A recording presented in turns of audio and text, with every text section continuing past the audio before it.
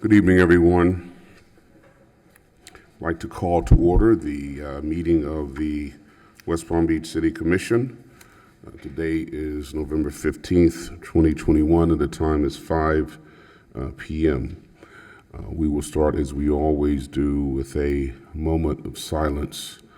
I'd like for you to just remember all of those who have been adversely affected, know someone, a family member who has died due to COVID. Even though it looks like we're coming out of this, there are still over 750,000 people around the nation that have lost their life to the virus. To keep them in mind.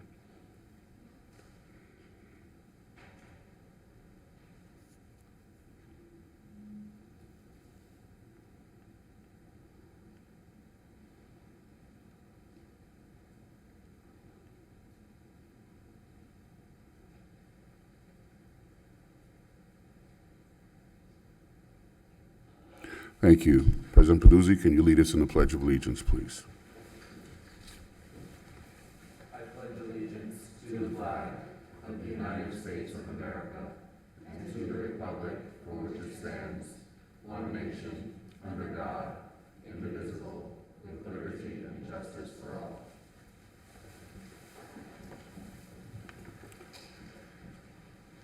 I'd just like to remind everyone of the rules of civility and decorum of the Commission. Officials should be recognized by the chair and shall not interrupt the speaker. Public comment shall be addressed to the City Commission as a whole and not to any individual on the dais or in the audience. Displays of anger, rudeness, ridicule, impatience, lack of respect, and personal attacks are strictly prohibited. Unauthorized remarks from the audience, stamping of feet, whistles, yells, and similar demonstrations should not be permitted. And offenders may be removed from the meeting. Please govern yourselves accordingly. Ms. Johnson, are there any additions, deletions, reorganization of the agenda? Yes, Mr. Mayor. Item 10.8 is related to a public hearing on ordinance number 4976-21 relative to the sign regulations and special events is being pulled for further staff review. Okay, so we're pulling 10.8. Yes. Any other changes? No, sir. All right, very good. I do have a proclamation whereby we are proclaiming November 13th through 21st, 2021 as National Hunger and Homelessness Awareness Week.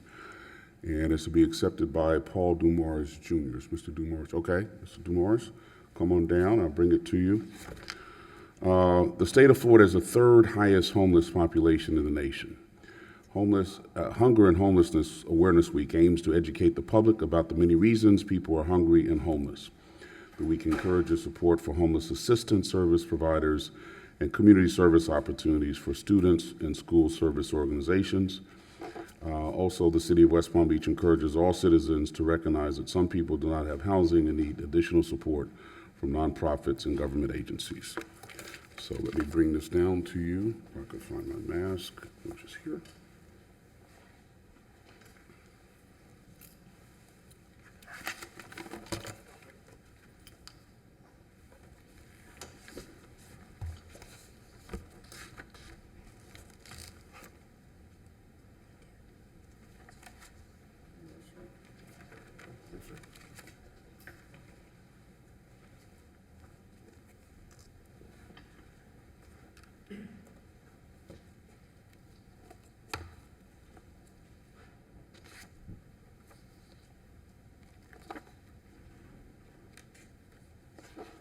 Say a few words.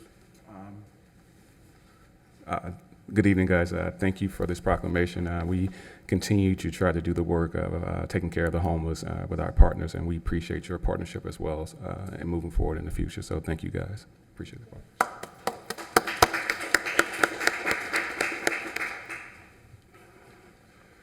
We do want to receive and file two reports from, well, just one report from the Internal Auditor's Office, the Parking and IT Data Exchange Post-Audit Report. There are several items on the consent calendar, and I'm sorry, It's receive and file, but Sandy Makovich, you had something to say on item 7.1?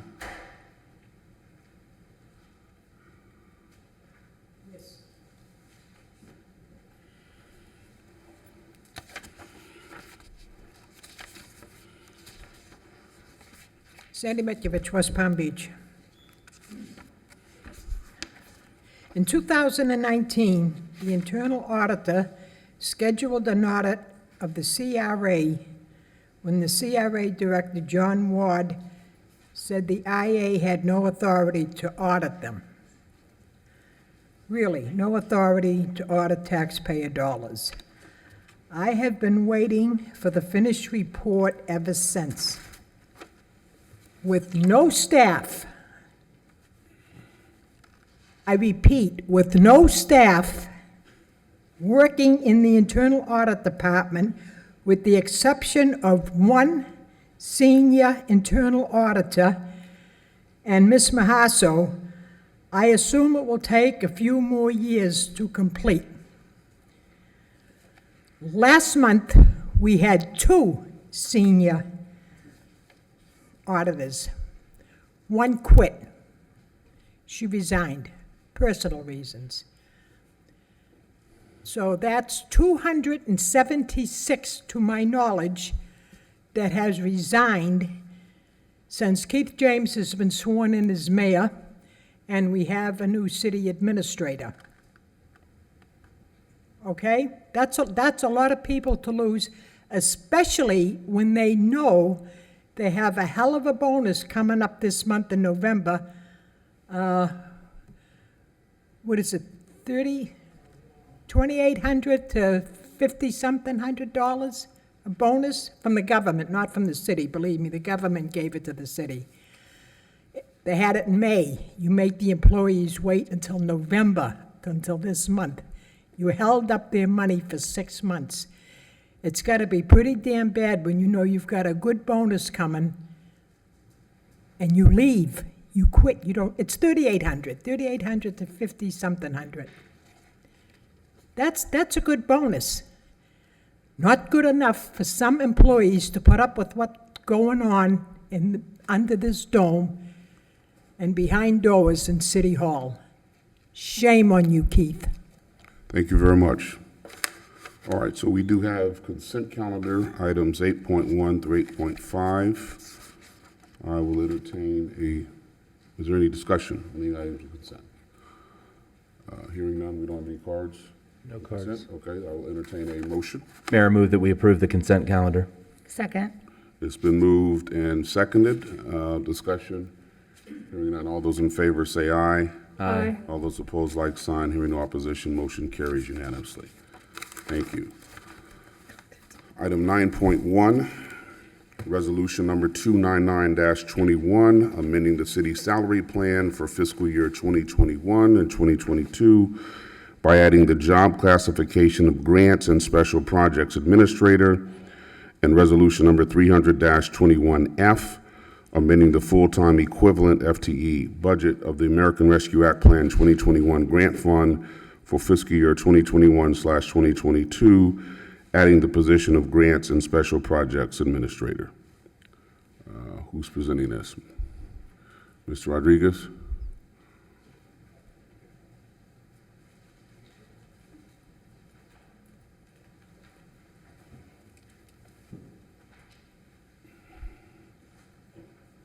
No, not Mr. Rodriguez. Good evening, Mayor, Commissioners. I answer any question. Do I need to? Please state your name for the record, Leah please. Taylor, Finance Department. Okay, any questions Questions on the item? on the item? Do you want to present on the item or just give a general summary as to what the item's about? Okay, so this position is being added.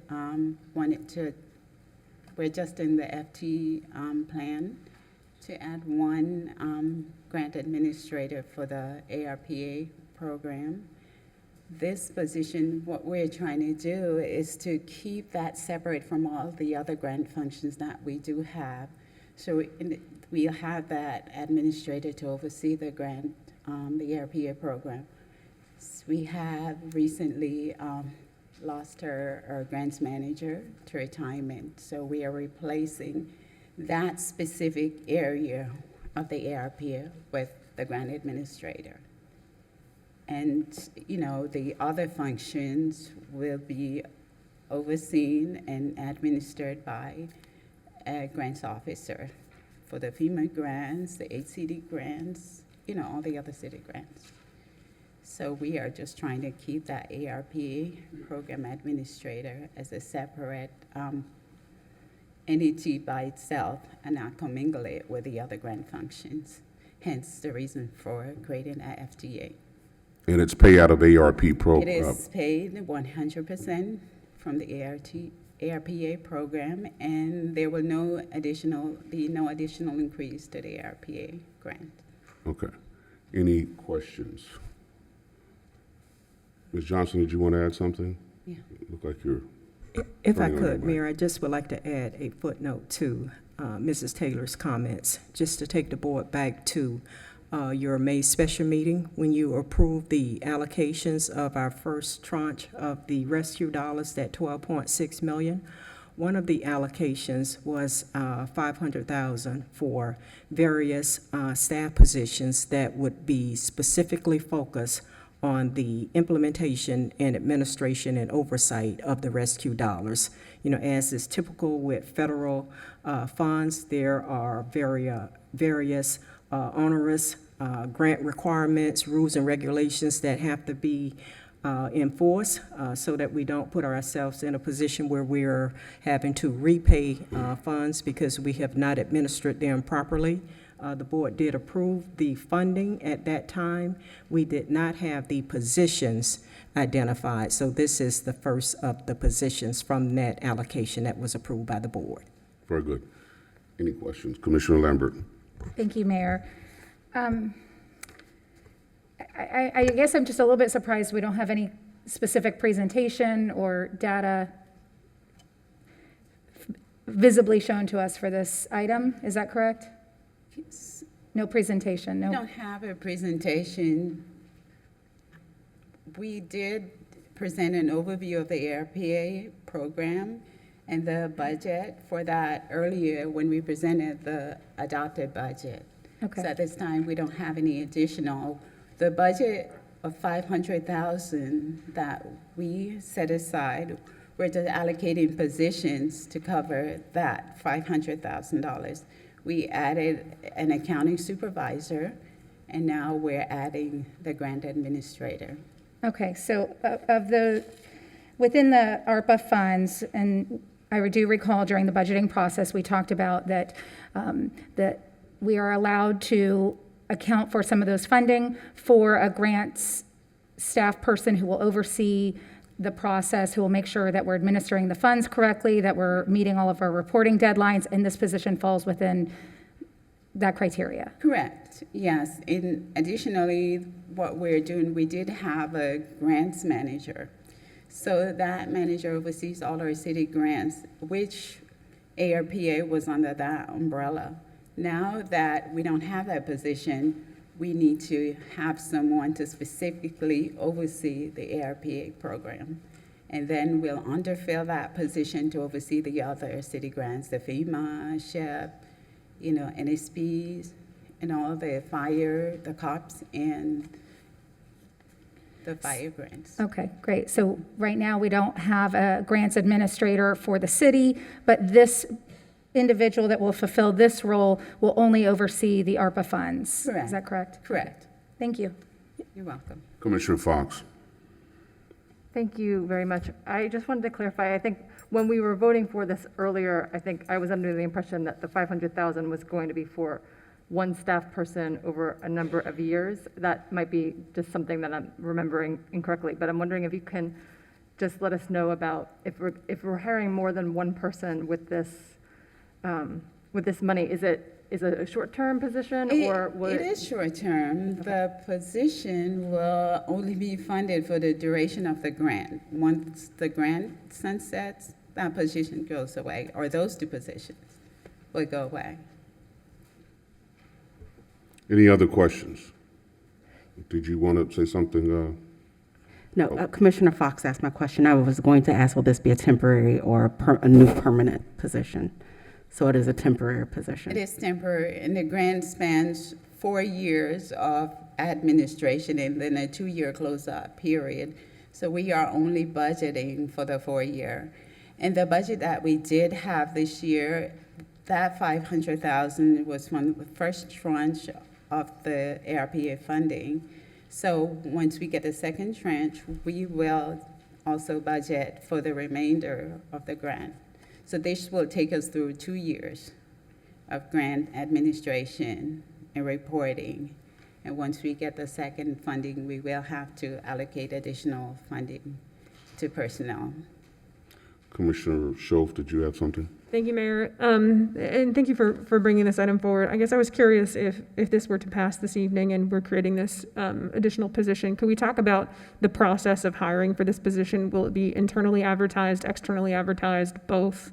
How will we fill this position? It will be externally and internally advertised. So it's going to be it's not going to be an internal posting. It will be posted at large for the community and internal city staff to apply for. Thank you.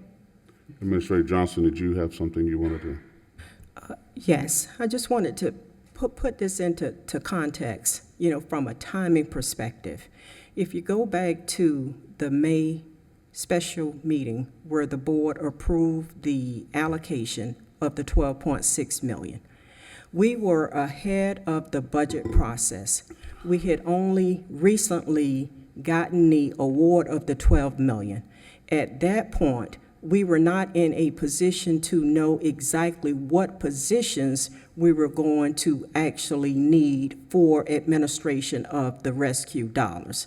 So as part of the 4 categories that the board approved for the $12.6 million, $500,000 was allocated toward staffing with the intent for those positions to be specifically tied for the duration of the grant. When the grant was completely closed out, those positions would go away. That was what was presented to the board. That is how the positions would function. And I do want to correct myself because I did forget that we had the other position that was already a part of this. So this is, in fact, the second position. So as we get a better handle on what the administration of the grant actually entails, because in May we were just very early on with understanding the rules and regulations of the grant, knowing from firsthand experience that federal grants carry a lot of administration, oversight, and administration. So as we get more and more up to speed, now that we have allocated the funds, we have a good idea now, or a better idea, I would say, of the rules and regs, what we have to have in place, what oversight is needed.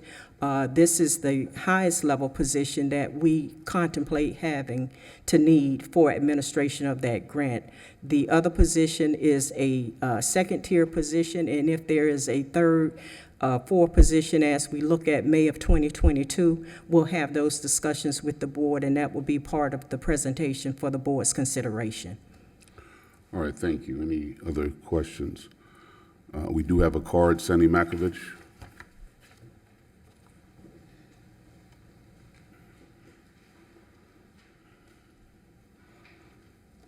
Sandy Makovich, West Palm Beach. I'm going to ask the city commissioners to not pass this, and I'll explain my reasoning why.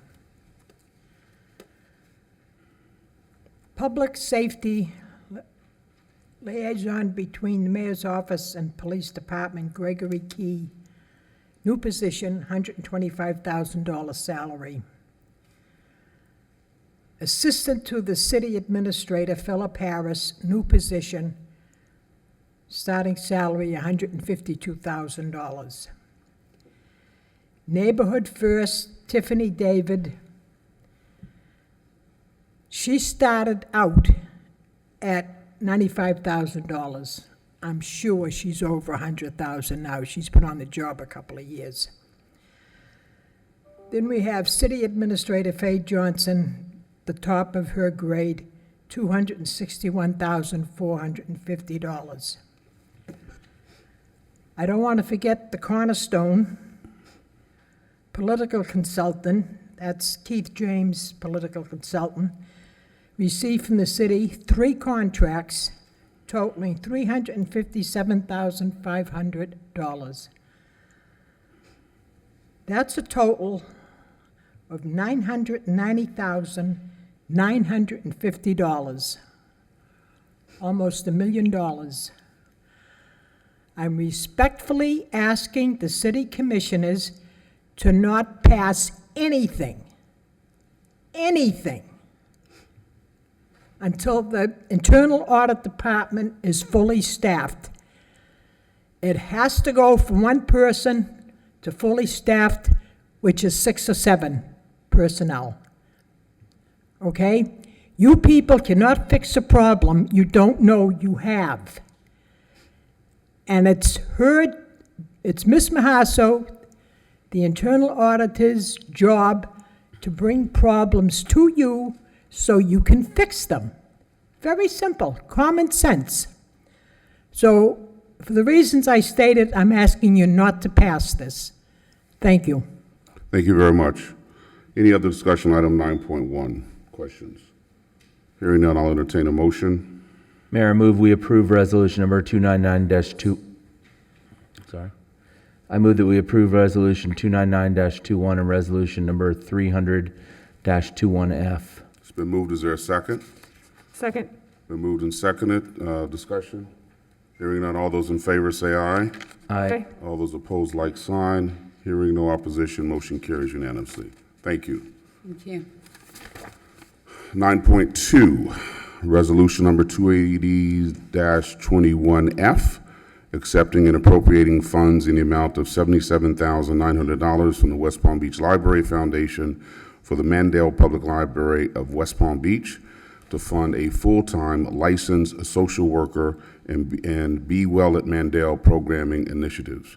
And resolution number 281-21F, amending the FTE budget for the addition of 1 licensed social worker. Who's speaking? Oh, okay. Hi. Hi, I'm Lisa Hathaway. I'm the library director here at the Mandel Public Library of West Palm Beach, and I'm really excited to share with you what Be Well at Mandel is here, going to be starting here very soon. So many of you know that our library does a lot with social services and support, especially with conjunction with housing and community development and other local organizations, the Palm Beach Food Bank, Career Source, the school district. So we are taking more of a holistic approach in a lot of what we're doing for our community, especially post-pandemic. And with most of what we do, our staff is very cognizant of what is going on in our community. We talk to our patrons. We really try to take a look at what's outside of just reading for pleasure and typical story time. So we have a captive audience already in our library. So our staff decided that back in August that it would be a wonderful opportunity to work with the West Palm Beach Library Foundation to see how we can get a full-time social worker in our library. And so the West Palm Beach Library Foundation and the library staff have reached out to the Jim Moran Foundation to see about covering the expenses of a family social worker, a licensed social worker. And just for background, the Jim Moran Foundation has partnered with our library and the Library Foundation in the past. They provided the seed money for our elementary school homework centers. We have 2 of them, one for the elementary age and one for our teens, middle school and high schoolers. Started in 2010 with the elementary and then 2013 for our teens. And starting in 2016, the West Palm Beach Library Foundation has taken over funding those completely by other fundraising activities as well. And so this August, we approached the Jim Moran Foundation through a letter of inquiry, and they asked us to submit a full grant to them, and that was passed by their board for supplying funding for 2 years for a licensed social worker just for our library. And many people have asked us, why do you think we need a social worker in our library? Again, we've talked to families. We have provided a lot of these social services in our library, so patrons don't have to actually go to different organizations. They can get that point of service in the library. But what we're lacking, and it's kind of what we saw in our elementary school homework centers, is that as librarians, I'm not a social worker, my staff aren't social workers, we aren't trained in those areas, just like we are not teachers. So just with our elementary homework centers, we realized that there was a need to have that social worker in our library to connect the dots for the individuals, and more importantly, to be there to follow up with those patrons face to face, to be able to call them to make sure that they are getting the services they need, versus we're just passing them off to this person hoping something comes of that. So the next steps are to actually hire a licensed clinical social worker that will be housed again in our library. Additionally, part of this funding of the $70,900 is to provide training to our staff in trauma-informed customer service training. This is a way for our staff to better understand what our patrons are dealing with during these very difficult times, to be better librarians when it comes to assisting them with their needs, be it just finding a book that they want to read or attending a story time. We need to be more aware of how we interact with our patrons. And then, of course, this social worker, the great thing about the social worker is they will be obviously trained and licensed to work with our Housing and Community Development Department as well, to provide a lot of the services and connect the patrons to HCD as well. So that is just a little bit about that, but I did want to take the time to thank our West Palm Beach Library Foundation, especially our Executive Director, Dean Dimke, who unfortunately couldn't be here tonight. Without our West Palm Beach Library Foundation, social worker would not be a part of what we're doing.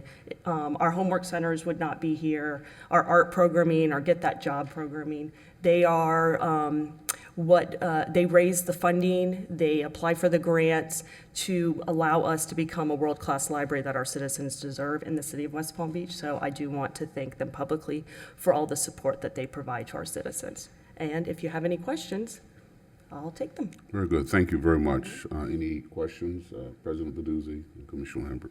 Thank you, Mayor. I just have a quick comment. I wanted to thank you and the library for all that you do.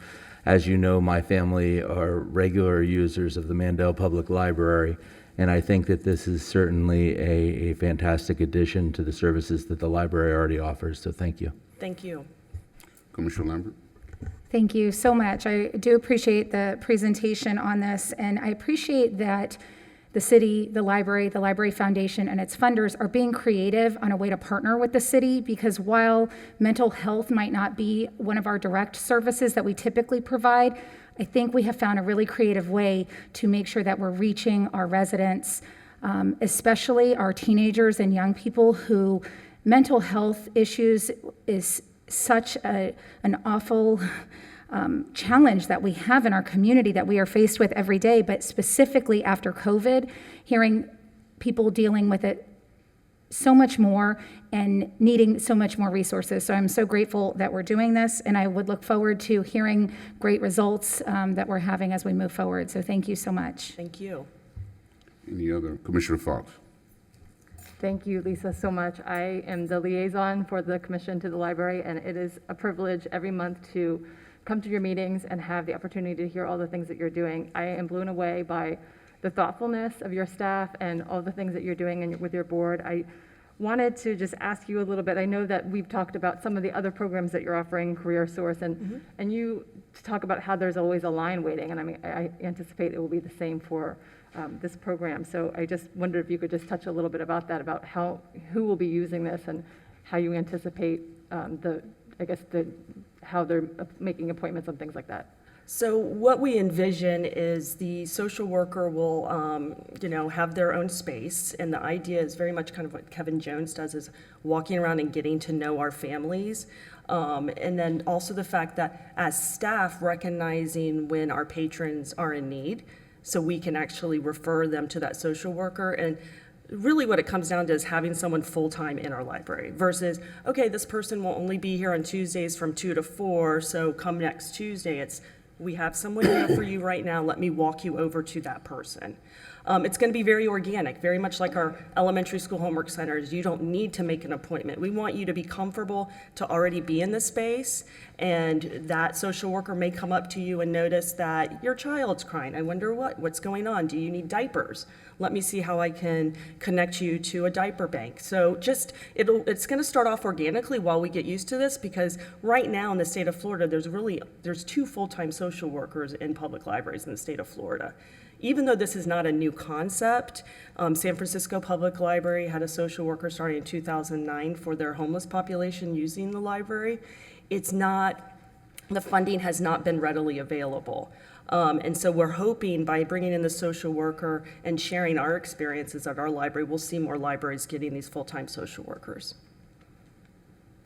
Any other questions, comments on this item? Hearing none, I'll entertain a motion.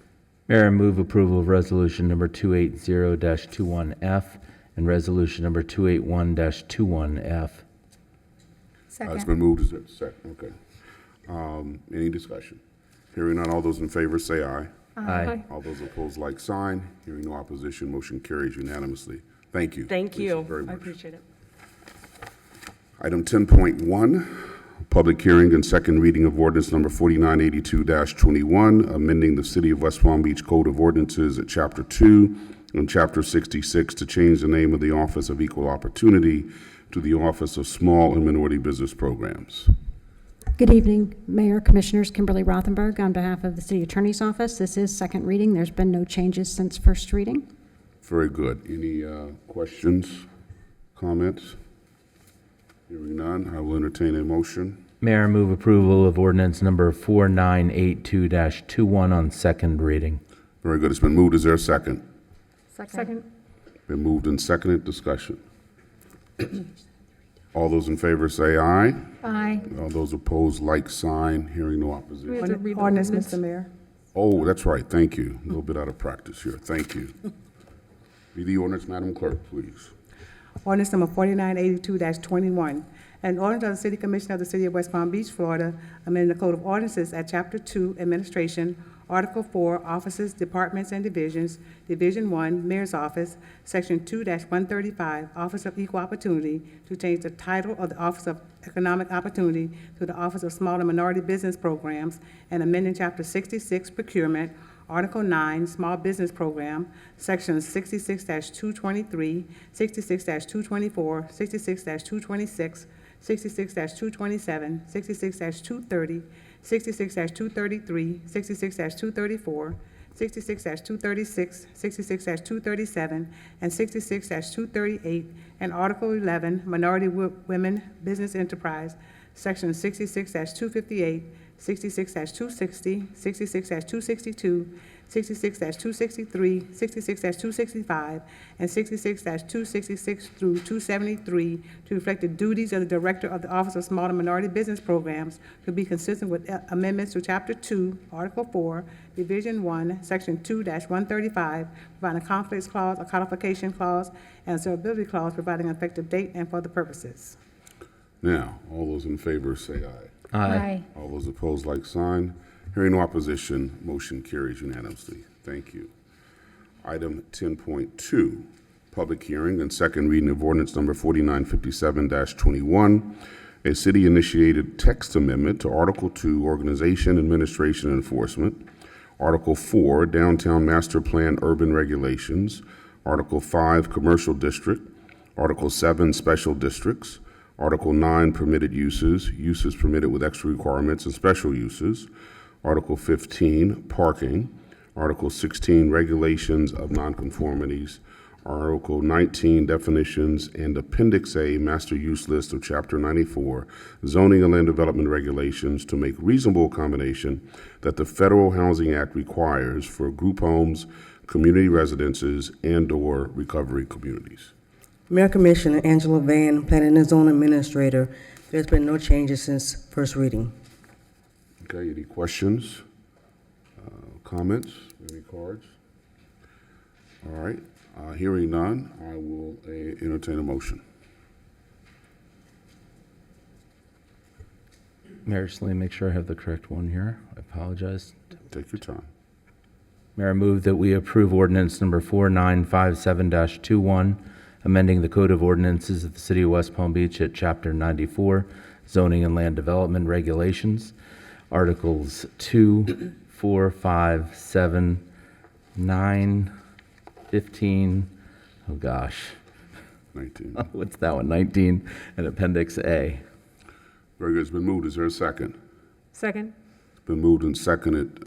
Madam Clerk, can you read the ordinance, please? Ordinance number 4957-21, an ordinance of the City Commission of the City of West Palm Beach, Florida, amending the Code of Ordinances of the City of West Palm Beach, Florida, at Chapter 94, Zoning and Land Development Regulations, Article 2, Organization, Administration and Enforcement, Article 4, Downtown Master Plan, Urban Regulations, Article 5, Commercial Districts, Article 7, Special Districts, Article 9, Permitted Uses, Uses Permitted with Extra Requirements, and Special Uses, Article 15, Parking, Article 16, Regulation of Nonconformities, Article 19, Definitions and Appendix A, Master Use List to be consistent with, to provide reasonable accommodations, the Fair Housing Act required for community residences and our recovery communities and general law, declaring this amendment to be consistent with the comprehensive plan of the city, providing a conflicts clause, a codification clause, and a severability clause, providing an effective date and for other purposes. All those in favor say aye. Aye. All those opposed, like sign. Hearing no opposition, motion carries unanimously. Thank you. Item 10.3, public hearing and second reading of ordinance number 4975-21, establishing a reapportion commission district boundaries as required by the city charter using the 2020 census population data. Good evening. For the record, Alex Hansen with the city's planning division. There are no changes to this item. This is the second reading of ordinance 4975-21. Very good. Any questions, comments? Okay, we do have a card. Michael Cleveland.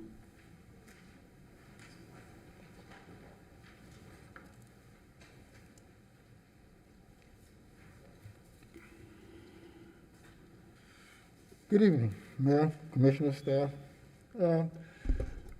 I've noted and found out that there was a meeting on October 15th and first reading. You snooze, you lose.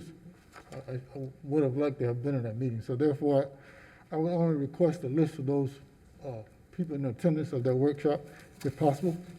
Fill out a form request if that's needed. Thank you. Thank you very much. If there's no further discussion, I'll entertain a motion. Mayor, I move approval of ordinance number 4975-21, adopting the 2021 reapportionment map and census population report indicating the population for each commission district on second reading. It's been moved. Is there a second? Second. It's been moved and seconded. Madam Clerk, can you read the ordinance, please? Ordinance number 4975-21, an ordinance of the City Commission of the City of West Palm Beach, Florida, establishing reapportioned commission district boundaries as required by the city charter by adopting that certain map known as 2021 reapportionment map, together with the census population report indicating the population by district, providing a conflicts clause and a severability clause, providing an effective date and for other purposes. All those in favor say aye. Aye. All those opposed, like sign. Hearing no opposition, motion carries unanimously. Thank you. Item 10.4, public hearing and second reading of ordinance number 4978-21, approving an agreement with Micromobility Management LLC to allow use of portions of the city's rights-of-way for operation of a bicycle sharing system in partnership with Brightline. Mr. Fana. Good afternoon, Mayor, Commissioners. Armando Fana, Assistant City Administrator. No material changes since first reading. I'll be happy to take any questions or comments. Questions, comments on this item? All right, hearing none, I'll entertain a motion. Mayor, I move approval of ordinance number 4978-21 on second reading. It's been moved. Is there a second? Second. It's been moved and seconded. Madam Clerk, can you read the ordinance, please? Ordinance number 4978-21, an ordinance of the City Commission of the City of West Palm Beach, Florida, approving an agreement between Micromobility Management LLC and the City of West Palm Beach regarding a bicycle sharing system, authorizing the mayor to execute the agreement, providing an effective date and for other purposes. All those in favor say aye. Aye. All those opposed, like sign. Hearing no opposition, motion carries unanimously. Thank you, Mr. Fana. Item 10.5, public hearing and second reading of ordinance number 4979-21, amending the Code of Ordinances regarding the use of micro-mobility devices on city streets and rights-of-way. This is a companion item. Armando Fana, Assistant City Administrator. There are two slight changes. One is limiting operating hours from 6 a.m. to 9 p.m. And the other, Commissioner Sho, if you can thank Citizen, the no writing on the sidewalk stickers will be required for the motorized vehicles. Very good. Questions, comments? Hearing none, I'll entertain a motion. Mayor, I move approval of ordinance number 4979-21 on second reading. It's been moved. Is there a second? Second. It's been moved and seconded. Madam Clerk, can you read the ordinance, please? Ordinance number 4979-21, an ordinance of the City Commission of the City of West Palm Beach, Florida, amending the City of West Palm Beach Code of Ordinances at Chapter 86, Traffic, Article 7, Micro-Mobility System and Devices, providing for codification, conflict, severability, providing for an effective date, and for other purposes. All those in favor say aye. Aye. All those opposed, like sign. Hearing no opposition, motion carries unanimously. Thank you. Item 10.6, public hearing and first reading of ordinance number 4981-21, a declaration of zoning in progress to allow parklets established under the temporary outdoor dining program to continue operation while revised parklet regulations are adopted. Good evening, Mayor and Commissioners. Chris Kimmerly, Urban Design Planner. This is the first reading for the zoning in progress for parklets. Just to give a brief overview and background, in response to COVID-19, the city had issued a declaration of emergency, which expanded its outdoor dining and seating options for restaurants under the temporary outdoor dining program. The executive order that established this, 2020-12, has since expired, and as a result of this expiration, all existing parklets throughout the city must now revert back to compliance under the existing code, specifically Chapter 78, Article 18. These regulations are a bit more strict and stringent than those established under the temporary outdoor dining program. And as a result, the city would like to revise its parklet regulations to better reflect the lessons learned throughout the pandemic and to provide more flexibility for business owners and more comfort for patrons. City staff is currently undergoing an effort to revise the parklet regulations. This is in partner with the Downtown Development Authority and a consultant.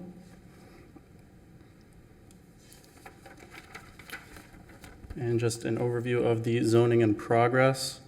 While the revised regulations are being worked on and drafted, staff desires to establish this zoning in progress for parklets. There will be no new applications to establish parklets while this zoning in progress is occurring, until new regulations are adopted or the zoning in progress expires. Under the zoning in progress, existing parklets that are there currently will be allowed to continue operation under the temporary outdoor program regulations with two additional conditions. The first condition being that parklets which utilize metered parking spaces, they shall have to pay for these metered spaces effective January 1st, 2022. And the second condition being that parklets which have established tents for overhead coverage will be required to remove these tents. Umbrellas and other shade devices, accordance to the existing regulations, will still be permitted. And as for next steps, the second hearing is November 29th. Currently, again, the city staff is working with the DDA and consultants to finalize new parklet regulations for the city. Once these have been finalized, We'll have a interdepartmental review, make sure everything works with engineering, public works, and so forth. And we hope to bring these new regulations to public hearing and commission in early 2022. This concludes staff presentation. Are there any questions? Will you be working with merchants downtown to solicit their input on proposed regulations? I know you work with the DDA, but I think there's a merchants association as well. Yes, so we actually had a meeting, I believe it was 2 weeks ago, with several downtown restaurant owners, getting their feedback on what worked, what doesn't work, what they would like to see in the regulations moving forward. Okay, stay in contact with them through the process. Any other questions? Commissioner Schoaf.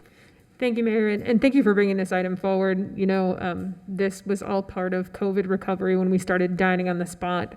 Thanks to the DDA for coming up with that concept, and I think was the lifeblood for a lot of restaurants to be able to now move into the public realm and use our space. So certainly supportive of figuring out what the new world looks like going forward. My question is, looking at how things are in the interim, I expressed at agenda review that there are a number of ongoing issues downtown with tents crowding the sidewalk and eliminating what was the purpose of the streetscape on Clematis Street, which was to create the bigger right-of-way for people of different abilities and kids in strollers and that type of thing, and that's currently impeded. So looking at what the additional requirements are those going into effect starting January? Are those in effect now? Having walked down Clematis Street today, it's still the situation where we have that right-of-way impeded. So is this going to start to have the interim terms starting in January or starting immediately after the implementation? I believe the parklet portion of this wouldn't go into effect until after the second hearing and was approved. I know that the actions that are occurring on the sidewalks now with the cafes, sidewalk cafes, that is a code violation currently. Yeah, Commissioner Ana Maria Aponte, City Urban Designer, for the record. This ordinance is applicable to the parklets, so those are the outdoor dining on the street, on parking spaces. What is currently happening with some of the tents that remained on the sidewalk, those were also allowed under the temporary outdoor dining, and they need to be removed immediately. I mean, we're working with code enforcement already to notify those businesses, and they need to remove and comply with the current sidewalk cafe regulations that are in place. Okay, thank you. Ms. Aponte, before you head back, can you clarify what the rules are for those restaurants that have established outdoor dining on their private land, whether it's on the parking lot or it's not a parklet per se? What are they supposed to be doing now that the executive order is? Yeah, for those businesses that establish outdoor dining on their private property, on parking lots or open areas that they have on their site, they are supposed to remove them or come back to the city and talk with us specifically what they want to establish as a permanent installation. If they were on parking spaces, we could evaluate and determine if the parking spaces were minimum required parking or they were additional parking, and then that will determine if they can just permanently expand the outdoor dining or they will have to adjust it or relocate it or something. So it will be a case-by-case basis. All right, and given that many of these restaurants have come to rely upon that outdoor dining facility, can we expedite the review of any such requests when they come before you? Certainly. We just need them to approach us, basically. Okay, very good. Any other questions? Commissioner Lambert. Thank you. Thank you for bringing this before us today. I did want to say that it's great to see that we're able to strike a balance, because I know that many restaurants have come to rely on this, and as well as their patrons, because they don't want to sit inside still, and yet still making sure that we're prioritizing our pedestrians who are trying to use this outdoor space as well. I had a question about one of the regulations that's proposed to move from the tent to the umbrella. Is that because the tent has legs on all four sides, and the umbrella I saw in that photo where it had the X and the green check mark had the umbrella, and it's just one stand? Is that the main difference? It is a little bit of that. The tents are, basically, the tents that are established right now are tents that were not intended for permanent use, so they don't look very appealing, and they create kind of an enclosed space with the sidewalk. So we have been discussing with the restaurant owners, and they all want to start probably buying the umbrellas that are more for permanent use instead of the renting the tents. The tents are also costing them a lot of money on a monthly basis. So they are looking forward to really replace those ones for the more umbrellas that are intended to be as a permanent use instead of those tents that are supposed to be temporary. The regulations that we are working are exploring on different means of provide additional shade, but we are looking into that. So it's just for now removing the tents because they don't look that good and replace them with umbrellas. And do the parklets fall within the same regulations that we passed, I think, 6 months to a year ago regarding sidewalk seating, where there was certain materials that couldn't stay out overnight, certain time that they had to be wrapped up and cleaned up by? No, the regulation that we passed earlier this year is specifically for the sidewalk cafe seating. So the Parkland Regulation is a different chapter and it has specific regulations. In terms of maintenance, probably we will still establish something similar, but it has specific regulations because it's more related with safety of that seating be located so close to the driving lanes. Thank you. Any other questions or comments? Hearing none, I'll entertain a motion. Mayor, I move approval of ordinance number 4981-21, declaring a zoning in progress to allow parklets established under the temporary outdoor dining program to continue until revised parklet regulations are adopted or until November 15th, 2022. It's been moved. Is there a second? Second. It's been moved and seconded. Madam Clerk, can you read the ordinance, please? Ordinance number 4981-21. An ordinance of the City Commission of the City of West Palm Beach, Florida, declaring a zoning in progress for parklets, permitting continued operation of parklets by businesses who have established them under the temporary outdoor dining program during the emergency measures of the COVID-19 pandemic until new regulations are approved, providing a conflicts clause, a severability clause, a sunset clause, providing an effective date and for other purposes. All those in favor of the motion say aye. Aye. All those opposed, like sign. Hearing no opposition, motion carries unanimously. Thank you. Item 10.7, public hearing and first reading. I'm sorry, Will Davis, I apologize. I'm sorry, you had a card in. You still want to speak? My apologies. No, it's my fault. I should have seen it. So Will Davis, resident in Old Northwood and merchant in the village. We're in full support of it, because this really truly helped out many of the restaurants specifically to extend, and it's continued to help out a few that are still there. I guess my only request is moving forward, if there could be a certain percentage of parklets that could be passed out, so making sure that's not a participation award in a sense, and everybody gets a parklet, because specifically with us in the village, we have limited street parking, and that will take away as well from the people. If there's no parking for them to come, then they may not come as freely. So that was just only our one request, is that, if we can get limited amount of parklets, per businesses. But thank you. Well, it's still time if you want to speak to staff and correct. And it's we're willing to work with staff and making sure that, and I'm sure the downtown is going to be maybe under the same circumstances as we are in the village. So, but thank you. Again, I apologize for not seeing the card earlier. No worries. Okay, 10.7, public hearing and first reading of ordinance number 4983-21 regarding the repeal of sections 54-127(2), 3, and 5, and 54-147A1 pertaining to panhandling or soliciting in certain public areas of the city. Madam City Attorney. Good evening again, Mayor, Commissioners. Kimberly Rothenberg from the City Attorney's Office. I wanted to give you a little bit of background before I go into just two very brief slides showing what the proposed changes to the ordinance are. So the city's panhandling regulations have been codified since 1979, and they were part of Section 20-82 of the very old code back in the day. At that time, the courts were applying what was called intermediate scrutiny when they reviewed regulations that dealt with First Amendment or speech rights. Since that time, in 2015, the United States Supreme Court stopped applying the intermediate scrutiny standards and started applying what we refer to as strict scrutiny, which is a more exacting standard to what they reviewed at that time was a sign code regulation. Subsequent to that opinion, all courts across the United States, about 30 of them to date, reviewing various panhandling regulations, have applied strict scrutiny and have found each and every one of those regulations to be unconstitutional, resulting in sometimes imposition of attorney's fees and costs to the tune of $300,000 to $1 million to each one of those public entities whose regulations were found unconstitutional.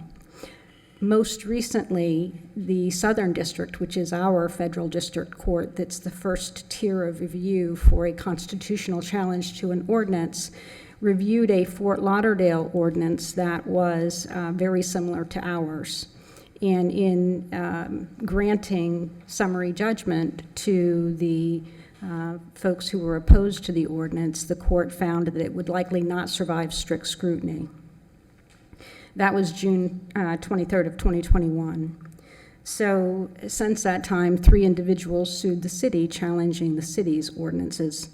And we are proposing some revisions to our ordinance, not a complete repeal, but rather repeal of the location-specific provisions. So these are the location-specific provisions of Section 54-127 that deals with aggressive panhandling that are being proposed to be removed. It's panhandling within a bus station, bus stop, 15 feet of a bank, check cashing business, or other similar type locations.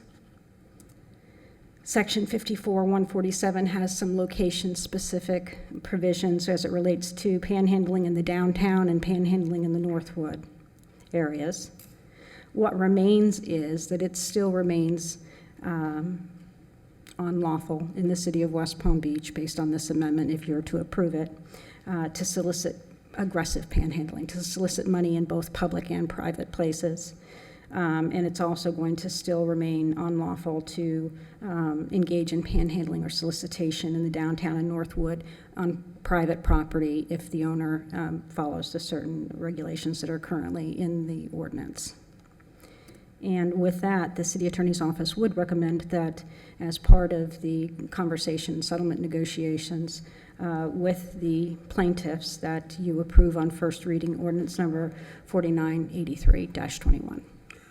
Madam City Attorney, can you talk a little bit about the nature of the damages that the city would incur if it was found to have So I made a small reference to it. You know, the numbers are out there. If the city of West Palm Beach decided that it was going to, and I repeat this because we are also in the Southern District, so the court of review that reviewed Fort Lauderdale's ordinance that was very similar to ours would be our same court of review, and we would put forth the same arguments or similar arguments why our ordinances are constitutional. If we lose, however, you're subject to damages to the 3 individuals together with attorney's fees and costs.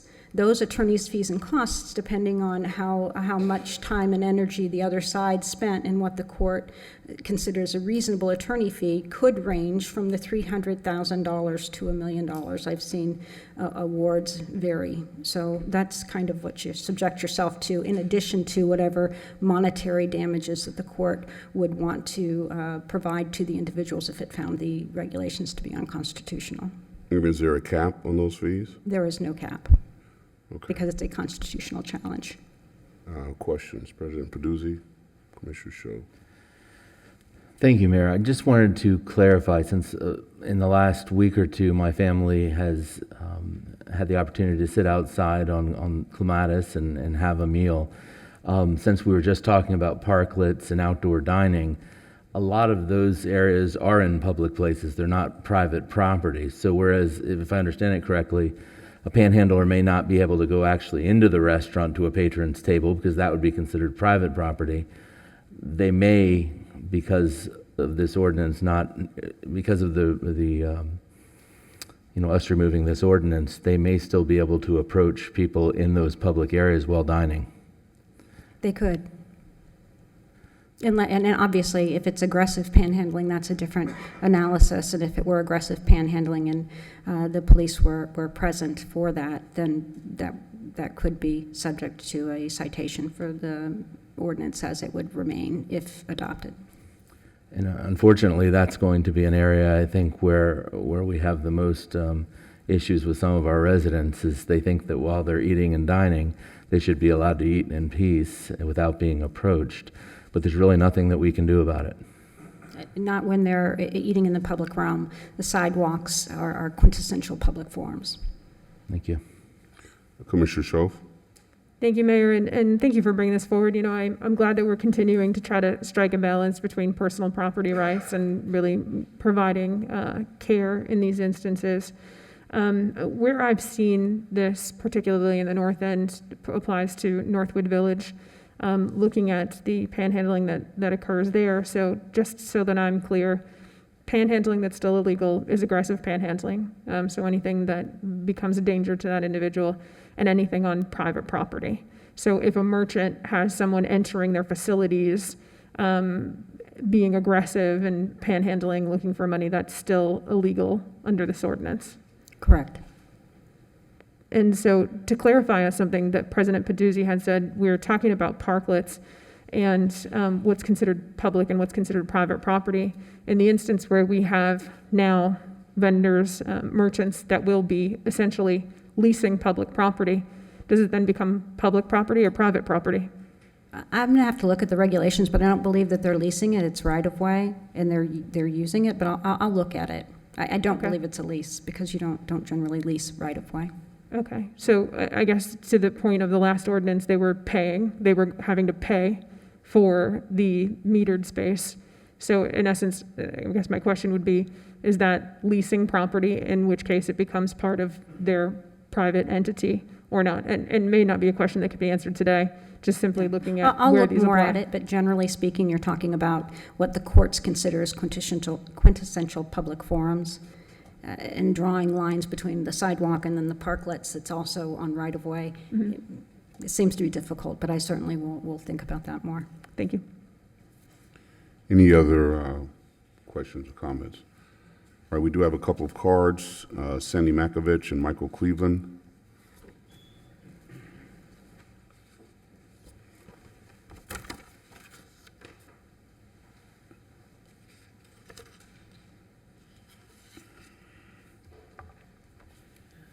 Sandy Metcalf, West Palm Beach. Ms. Carson, I'd like a public records request for what the city attorney showed with the strike-throughs and everything. I'll send you an email in the morning.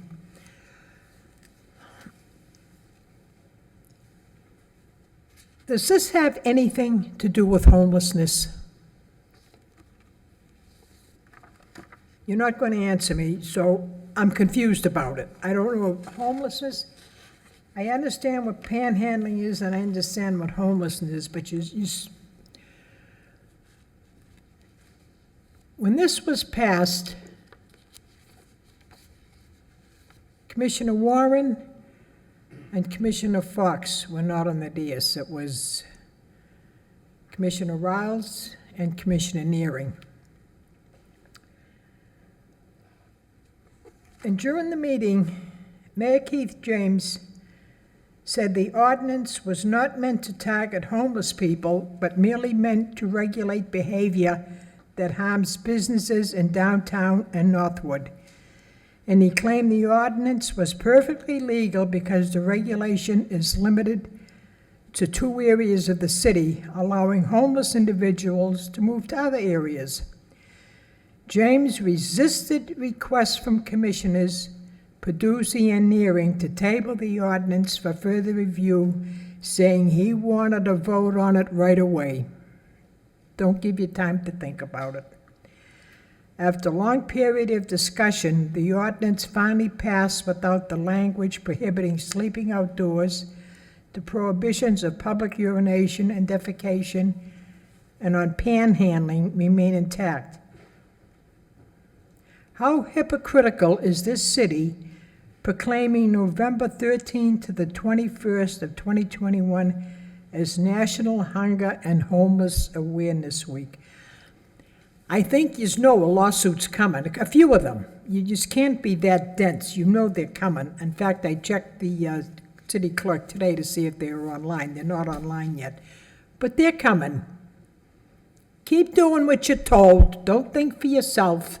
Don't investigate for yourself. Just be like puppets up there, and when you're told to do something, do it, and it's fine. Thank you very much. Michael Cleveland.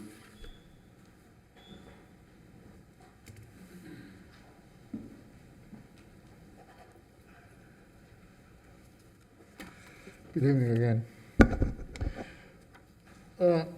I'd just like to know that, is there a difference between panhandling and fundraising for different organizations on the corners and streets of this city and any city? I suppose it is all a form of panhandling, but some are able to do it legally and some are not. I wanted to also address, most recently, I see a lot of young kids on the corners selling water and different thirst quenchers. They would also fall under this ordinance for being aggressive panhandling because they go through the streets annoying people to buy water and stuff. And I'm not sure what's going to be done or taken about that, but this is something that you really should think about in depth. I mean, panhandling is something that occurs every day, everywhere. Thank you. Thank you very much. Any further discussion? Hearing none, I'll entertain a motion. Mayor, I move approval of ordinance number 4983-21 and schedule a second reading for November 29, 2021. It's been moved. Is there a second? Second. Been moved and seconded. Madam Clerk, I'm sorry, yes. Are there any cards on this? We just had Any the other? cards. Okay, thank you. Anything in the portal? No. Okay. Not for the second. Madam Clerk, can you read the ordinance, please? Ordinance number 4983-21, an ordinance of the City Commission of the City of West Palm Beach, Florida, amending Chapter 54, Offenses, Article 4, Offenses Against Public Places, Division 2, Aggressive Solicitation, to repeal revisions which make certain instances of panhandling or soliciting unlawful, including Sections 54-127, paren 2, paren 3 and 5, and Division 3, Prohibited Conduct, Section 54-147, paren A, paren 1 of the City Code of Ordinances, providing a conflicts clause and a severability clause, providing an codification, providing an effective date, and for other purposes. All those in favor say aye. Aye. All those opposed, like sign. Hearing no opposition, motion carries unanimously. Now we go into the quasi-judicial portion of the agenda. Commissioners, I need you to make your disclosures, and we will start with Commissioner Fox. As to items 11.1 and 11.2, I have not had ex parte communications. I have not received written communications. I have not conducted an investigation. I have not made a site visit. I have not received expert opinions. As to item 11.3, I have had ex parte communications with representatives of the developer and residents. I have not received written communications. I have not conducted an investigation. I have not made a site visit. I have not received expert opinions. I request that these disclosures and all written communications be made part of the record. Commissioner Lambert. Thank you. As to items 11.1, 11.2, and 11.3, I have had ex parte communications with representatives for the developers as well as residents. I have not received written communications. I have not conducted an investigation. I have not made a site visit, nor have I received expert opinions. I request that these disclosures and all written communications be made part of the record. President Peduzzi. Thank you. As to items 11.1, 11.2, and 11.3, I have had ex parte communications with representatives of the developers and with residents. I have not received written communications. I have not conducted an investigation. I have not made a site visit, nor have I received any expert opinions. I request that these disclosures and all written communications be made a part of the record. Commissioner Schoaf. Thank you, Mayor. As to items 11.1, 11.2, and 11.3, I have had ex parte communications with the applicants and with residents. I have received written communications. I have not conducted an investigation, not made a site visit, nor received expert opinions. I request that these disclosures and all written communications be made part of the record. And Commissioner Warren. Mayor, as to matters 11.1, 11.2, and 11.3, I have had ex parte communications with the developer and with residents. I have not received written communications. I have not conducted an investigation. I have not made a site visit. I have not received expert opinions. I request that these disclosures and all written communications be made a part of the record. Thank you. Madam Clerk, do you want to swear in all witnesses, please? Everyone wishing to speak on items 11.1, 11.2, and 11.3, please stand and raise your right hand. You swear the testimony you're about to give to be the truth, the whole truth, and nothing but the truth? I do. You may be seated. Very good.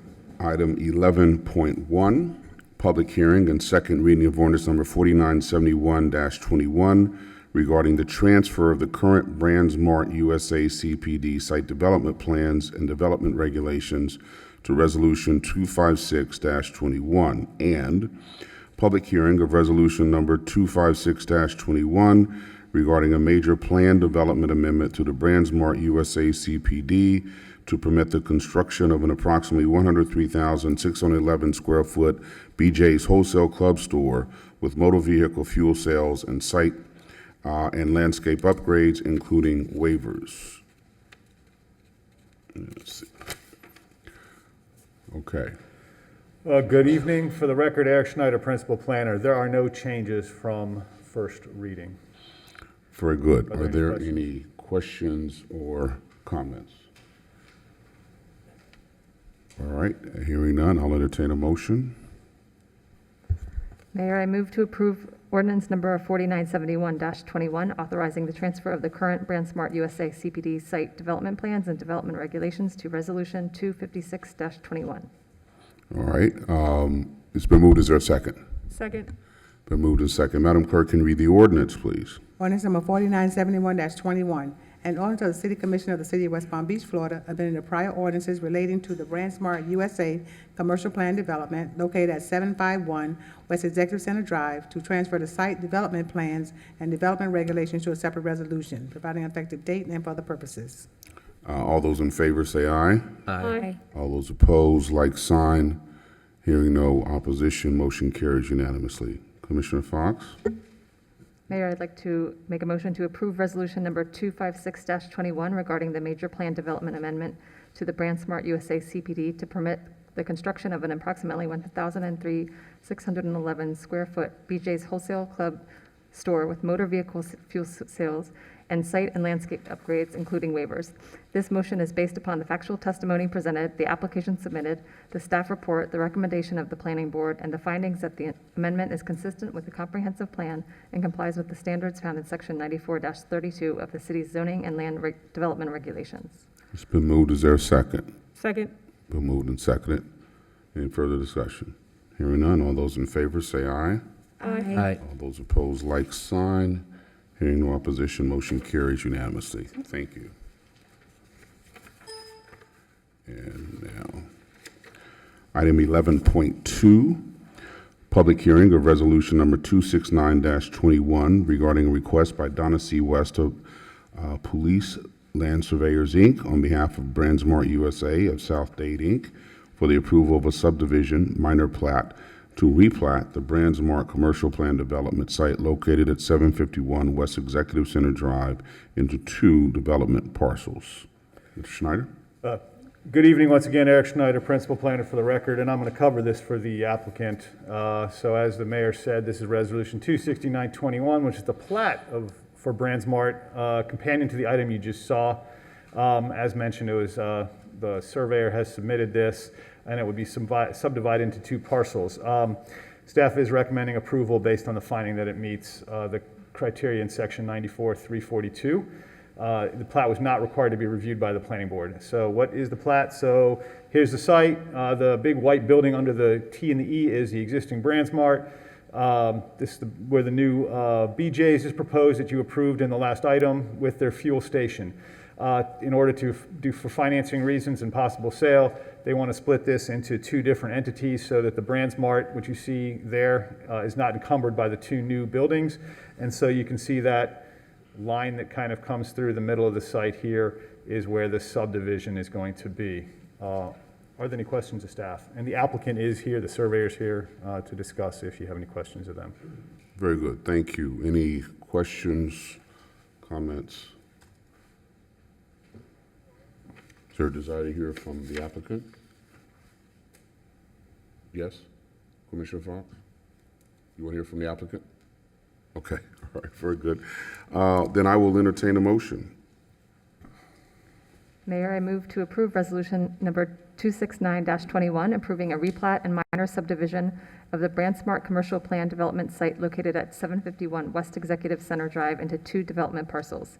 This motion is based upon the factual testimony presented, the application submitted, and the findings that the plat is consistent with the comprehensive plan and complies with the subdivision design standards set forth in section 94-342 of the city's zoning and land development regulations.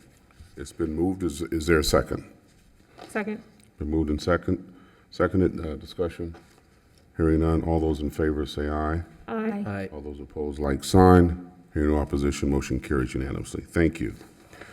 Item 11.3, public hearing and second reading of ordinance number 4963-21, a city-initiated request for a text amendment to the Zoning and Land Development Regulations, Chapter 94, Article 7, Section 94-209, Mixed Use District, amending the definitions, height standards and design standards, and Section 94-215, Curry Mixed Use District, to delete building typologies, address inconsistencies, and incorporate new regulations related to increasing the maximum building height and the addition of a fourth subdistrict within the Curry Mixed Use District, Cmud.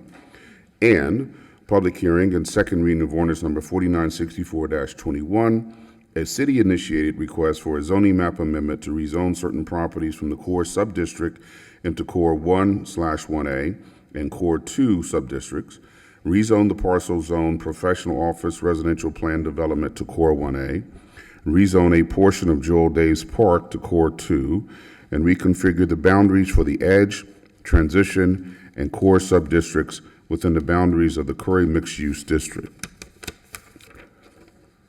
Mr. Green. Thank you, Mr. Mayor and Commissioners. I'd like to show just 3 slides tonight. I do have the nearly 70 slides I showed at first reading if there's anything in particular you'd like to see. So the one minor change that we are proposing for tonight is that we wanted to reduce the tower plate step back on the core 1A properties. So what you see here is the extension of Northwood Road from Dixie Highway to the new entrance of Curry Park. Along Northwood Road, which is the north side of this physical connection, a building can go up 68 feet. Under first reading, we were requiring a setback of 60 feet, and we are proposing to reduce this to 40 feet to accompany the desire of Mr. Green to build the Herzog and DeMurin sketch that you had seen before.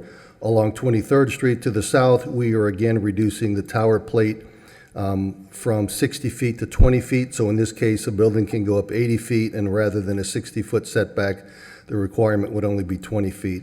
And this is promulgated by the fact that there's a wide expanse between these two core 1A buildings. So this is the only change we've made since first reading. I would like to mention that it will now be a priority for us to work with Mr. Green and make sure that the Northwood Road extension gets built. These are some of the properties he owns reflected in the green color. You've got Joel Daves Park reflected in the yellow color. So certainly what Mr. Green can do is increase his height from 111 feet, which is what he can do today as a base height, to 350 feet if and only if he constructs that extension of Northwood Road across Dixie Highway to the new entrance to Curry Park. And this is kind of a representation of what it would look like below. So staff has already begun work with engineering and our appraisers to appraise this property because, again, as you can see here, he will lose some of this property that he owns in green. We will relocate the Joel Daves Park that's impacted in the yellow. But nonetheless, we have told Mr. Green and his team that he can move forward with an application to the city, get it approved, submit for building permit. We suspect that that's going to take about a year. And by the time he does that, certainly we should have all this land transferred and the work done. By the condition that you saw it in the first reading, they have until November 15th of 2024, 3 years to get this done. We certainly think there's no reason why it couldn't be done in 6 months. And then the roadway would have to be built by November 15th, 2026. Again, just a reminder, we took these changes to the planning board on September 1st. They were unanimously approved by 6-0 vote. Staff is recommending approval of Ordinance 4963 and 4964 as they meet the standards of Section 9432 of the city's zoning code. I'll be happy to answer any questions you may have.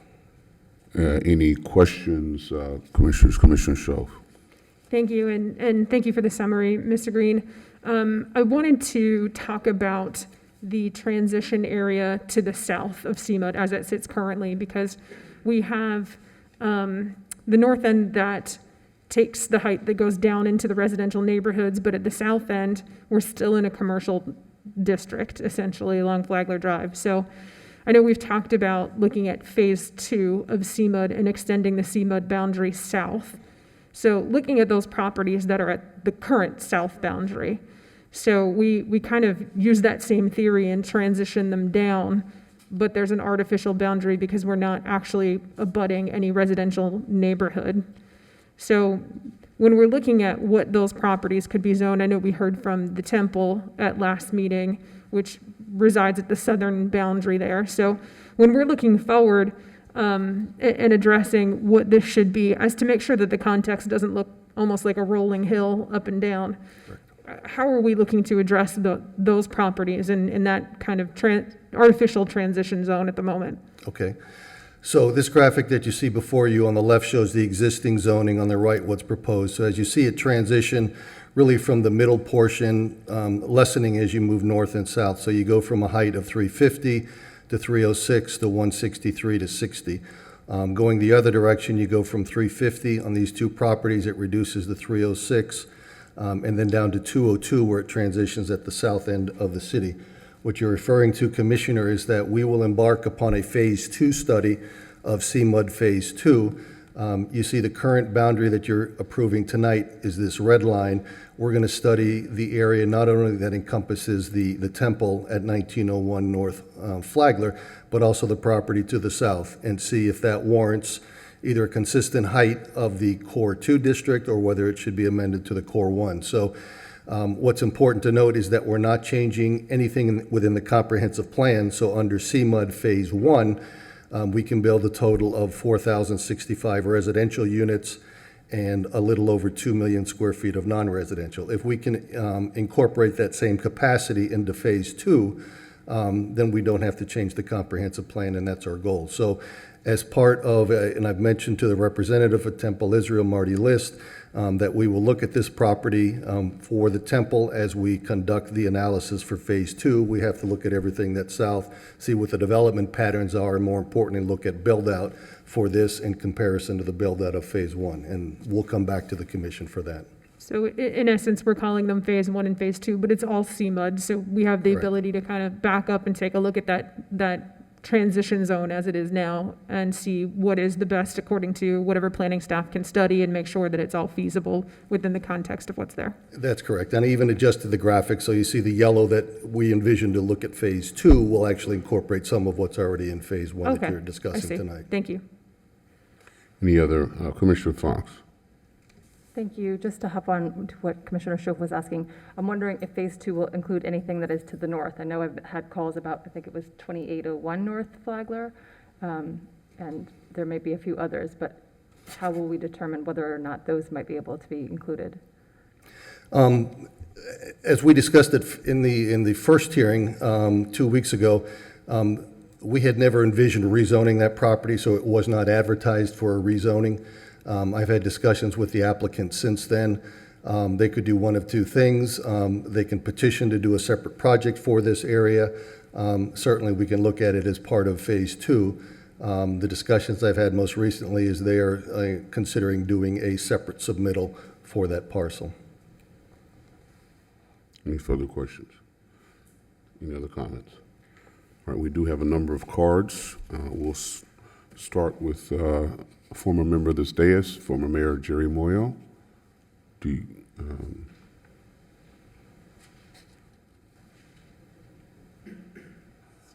Welcome.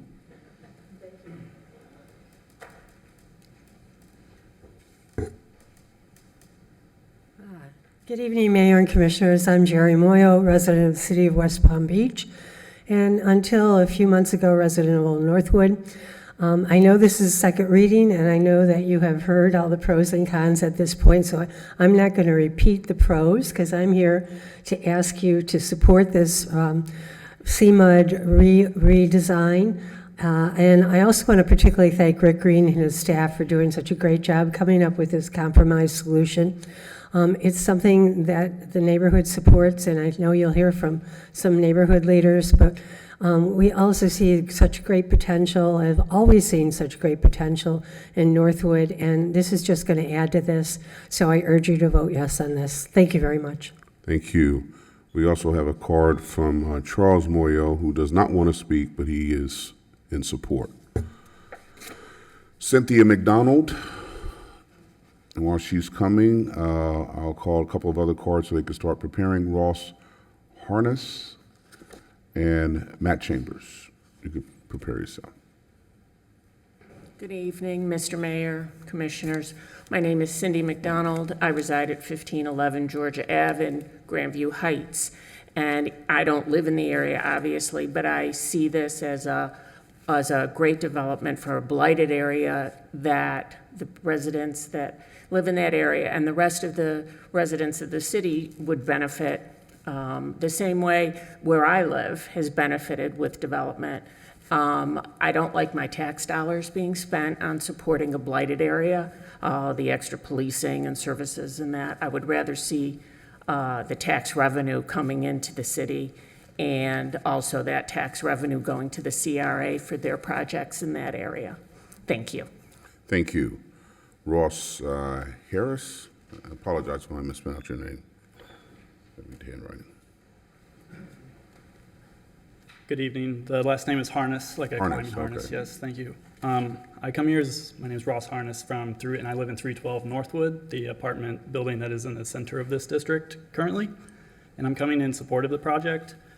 There's sort of 4 items that I want to touch on here real quick. The first one is I would support just removing all of these height restrictions, but I know that that has been hashed out and there's a lot of compromises going on and not everybody's going to be happy, so I'll step away from that one.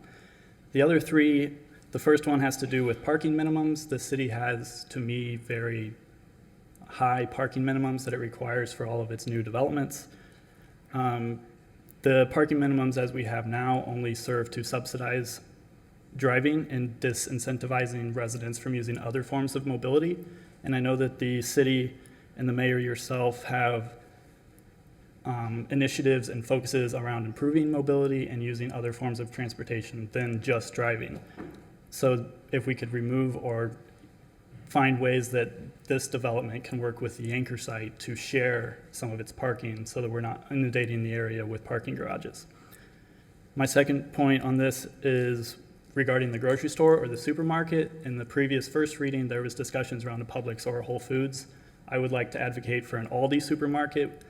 There is a Publix right across the bridge, and the residents west of Broadway may not be able to afford a Whole Foods or a Publix, and they will still be in sort of a food desert if we have these premium supermarkets in the area. And the last is just regarding Curry Park. The Flagler, as it is now, is basically a high-speed highway, and if we don't do something to slow the traffic down on Curry Road between Northwood Business District, this district, and Curry Park, the people that live there and are now using this beautiful thing that's being created may not want to cross the high-speed highway to get to the new park that is also being worked on. So if we can find ways to sort of work to reduce that and introduce some traffic calming and those sorts of ideas, would be appreciated. Thank you. Thank you very much. Matt Chambers. Good evening, Mayor, Commissioners. I said what I had to say last time. I am in support of this. I urge you tonight to support this.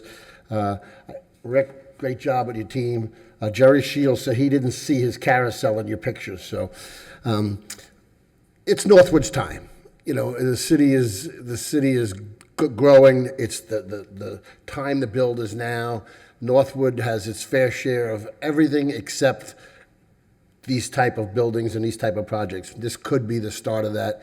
Between this and the anchor site, it'll change the North End. We will become a destination, and I think we'll extend part of the city. It will be a great place to be. There'll be new companies coming looking to opportunities here. So please support this project tonight. As a resident and a merchant in the neighborhood, we urge your support. Thank you. Thank you. We'll call out 3 other names. You can start preparing, making your way to the podium. Will Davis, Julio Daragat, again, I apologize if I mispronounced the name, and TK. I'll just call him TK. Everybody knows TK. Good evening, Mayor, Commissioners, City Staff. Will Davis, resident of Old Northwood and merchant in Northwood Village. First of all, thanks to the city staff for working with us, the merchants and the residents, listening to our concerns and working with the compromises with the developers, which is not easy, and they work with numerous developers, not only Jeff Green. A couple things that I want to just bring up to your attention once again. At the last commission meeting, it was brought up that the North End is lacking residents after the census of 2020, almost by 14%, if I'm not mistaken. If this would have been developed 10 years ago, we probably would have already met our quota for residents in the North End. So let's not let this continue for another 10 years. Second thing is the median age in the city of West Palm Beach is 39 and a half. I'm very close to that median age, just probably about 2 years, but still within that age bracket. So let's make sure that those young professionals who are looking for a new place to come, that we can provide that for them in the city of West Palm Beach, specifically in the North End. So this, and the tax revenue that the CRA will benefit is going to help out tremendously in the North End with the infrastructure, the security, and just making sure that the entry to people coming from the north to the south of the city, they make sure that they get the golden arches that they can have between this amazing project that can happen. The sleeping giant has been sleeping for far too long, so let's make sure that we wake him up. So, thank you. Very good. Thank you. Julia, I'm sorry. No, it's all right. It's a big difference. Julia Darabont. Okay, thank you. I am a resident in Old Northwood, and I'm here in support of the project. In my short-lived maternity leave, I had a chance to walk around Old Northwood and visit some of the shops, and I have to say that it's still really empty. In order for this area to really shine and invite more young families and young professionals like ourselves, like my family, this area really needs this development, and it would really bring a ton of benefit to the area and to everybody in it. So thank you very much, and please approve the project. Thank you. You're not TK. Thank you, Mayor and Commission. TK here. As you know, I'm a man of action, and I've been supporting this project, and I've urged you all to likewise support it. I'm actually 39 and a half years old exactly, so thank you for pointing that out, Will, that I'm the median age. I actually also saw that thing that you pointed out as far as the city apportionment and the resident size in Northwood. So I really saw that out and thought that was really interesting, and will likewise encourage you to think about that when we look at our city and all the various districts that we have and the disparities that we have. You know, I remember seeing that slide with the photos that Mr. Grady had put up about 20 years ago, and it looks exactly the same today. And so I'm really excited for this part of Northwood, for this part of the city to grow, to be developed. It's long overdue, in my opinion, as someone who's only lived there for about 5 years, but I'm really happy to see this happen and really excited for your support, and will likewise urge you to do the same. So thank you. Thank you. 3 other names I'm going to read out: Steve Harsnett, Greg Wormagus, and Bill Nugent. If you can start making your way. Steve? Good evening, Mayor and Commissioners. Steve Harsnett, Old Northwood, West Palm Beach. I'm not sure that there's much more to say that I haven't said many times before, but I will take a few minutes here just to, first of all, thank you for your service, And I was very encouraged at the first reading that there was a unanimous vote to move forward with the amendments to the current Cmud regulations. And I think that, not only is it the right thing to do and the right time to do it, but this is, the city's grown in so many ways and continues to grow and prosper. Not only will this help the North End grow and prosper along with the rest of the city, but it's going to bring desperately needed tax revenue to the North End. It will increase the CRA opportunities in the North End. It's great for the residents. It's necessary for the merchants. And I think overall, it's going to help remove what I would consider to be somewhat of a wart on the city that currently has existed for 15 years. Just looking at barren land along the most valuable land of the city, along the waterfront, it could be transformative. So I encourage you to continue your trend of voting unanimously tonight so that we can get this on the records and hopefully move forward with the project in the time allocated. So again, thank you for your service. Have a good evening. Thank you. Thank you very much. Greg Murmagus? Good evening. I'm Greg Murmagus, 31st Street in Old Northwood, West Palm Beach. Good evening, Mr. Mayor and Commissioners. First, I would like to thank the city staff for all of their hard work on this. They really did some yeoman's work here. Secondly, I would like to reiterate my support of 2 weeks ago for this project. For the changes to Cmud and the project, because frankly, I saw what Mr. Jeff Green had intended to build here, or at least what Herzog and Demeron had presented about 2.5 years or so ago at the Center for Creative Arts or Education. And I mentioned this again 2 weeks ago, but I think it bears repeating. That night, there were over 200 people, and after the presentation and question and answer session, there was a standing ovation for people that weren't there to see that. It was pretty remarkable. Not long after, at the Old Northwood General Meeting, and I happened to be the president back then of the Neighborhood Association, and the board, we wanted to get direction from the residents on whether or not to support the changes to Cmud and certainly this project. And back then, the height was, I believe, 397 feet instead of 350 feet now. And we got a near unanimous affirmative vote by the membership of Old Northwood to support the change of Cmud and certainly this project. So I wanted to reiterate that because not only as a taxpayer and a voter, I think my voice counts, but I think all of the residents that were there at the general meeting for Old Northwood, their voices and opinions count as well. So that was a near unanimous decision. And I think the two people that did vote in the negative just wanted more information. They weren't against the project, they weren't there, and they just wanted more information. So I urge you to please support the changes to Cmud. I think it will be transformational for all of the North End neighborhoods, but especially those of us who generally or directly abut the neighborhood.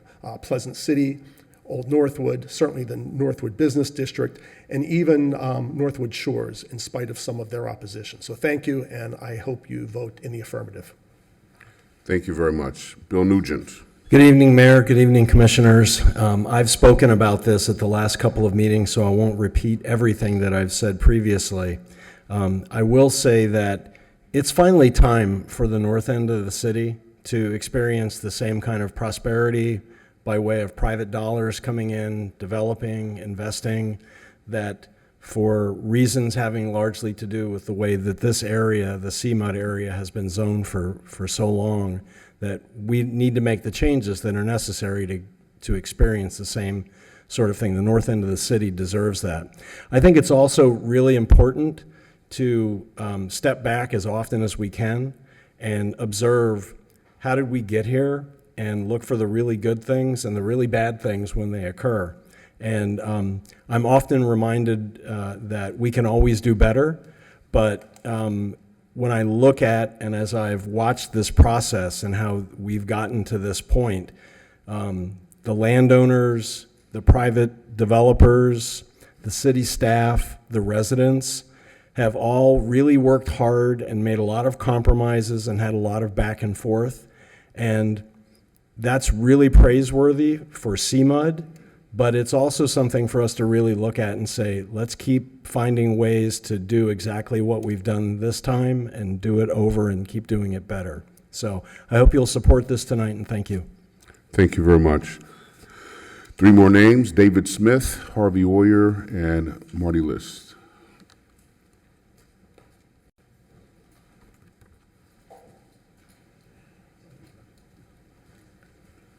Good evening, everybody. David Smith, Gregory Road, West Palm Beach.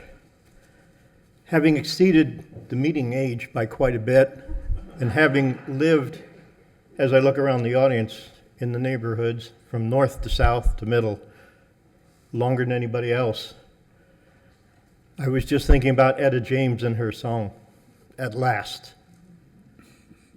I wish we could have her sing that to us tonight. It's been a long time coming. This is one of the nicest things I've ever seen staff come up with, all the attention to the details, holding people to the fire. I'm excited about this and relieved at the same time.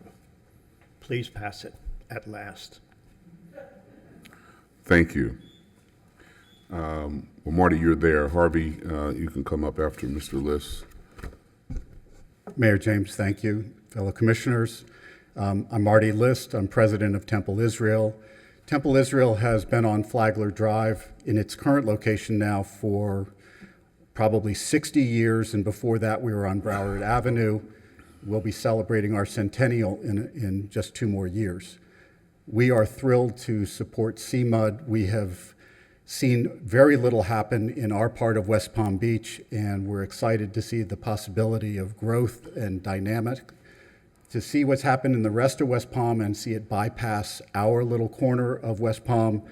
We're thrilled to support Cmud, and hopefully we'll see that growth that the city has been sorely lacking. We hope that in the future, Temple Israel will be considered for part of the changes to Cmud as it expands farther south, and will be treated as some of the other Flagler Drive properties has. But that does not affect our support for this program and the zoning. We also urge your full support. Thank you. Thank you. Harvey Oyer. I'm sorry. Good evening, Mr. Mayor, Commission. I represent Jeff Green, who owns a majority of the undeveloped property in the neighborhood and was sort of the genesis of this idea. We are supportive of it, and we're grateful that staff continued to work with us during the 2-week interval since the last commission meeting to try to address a few more issues that are unique to our properties.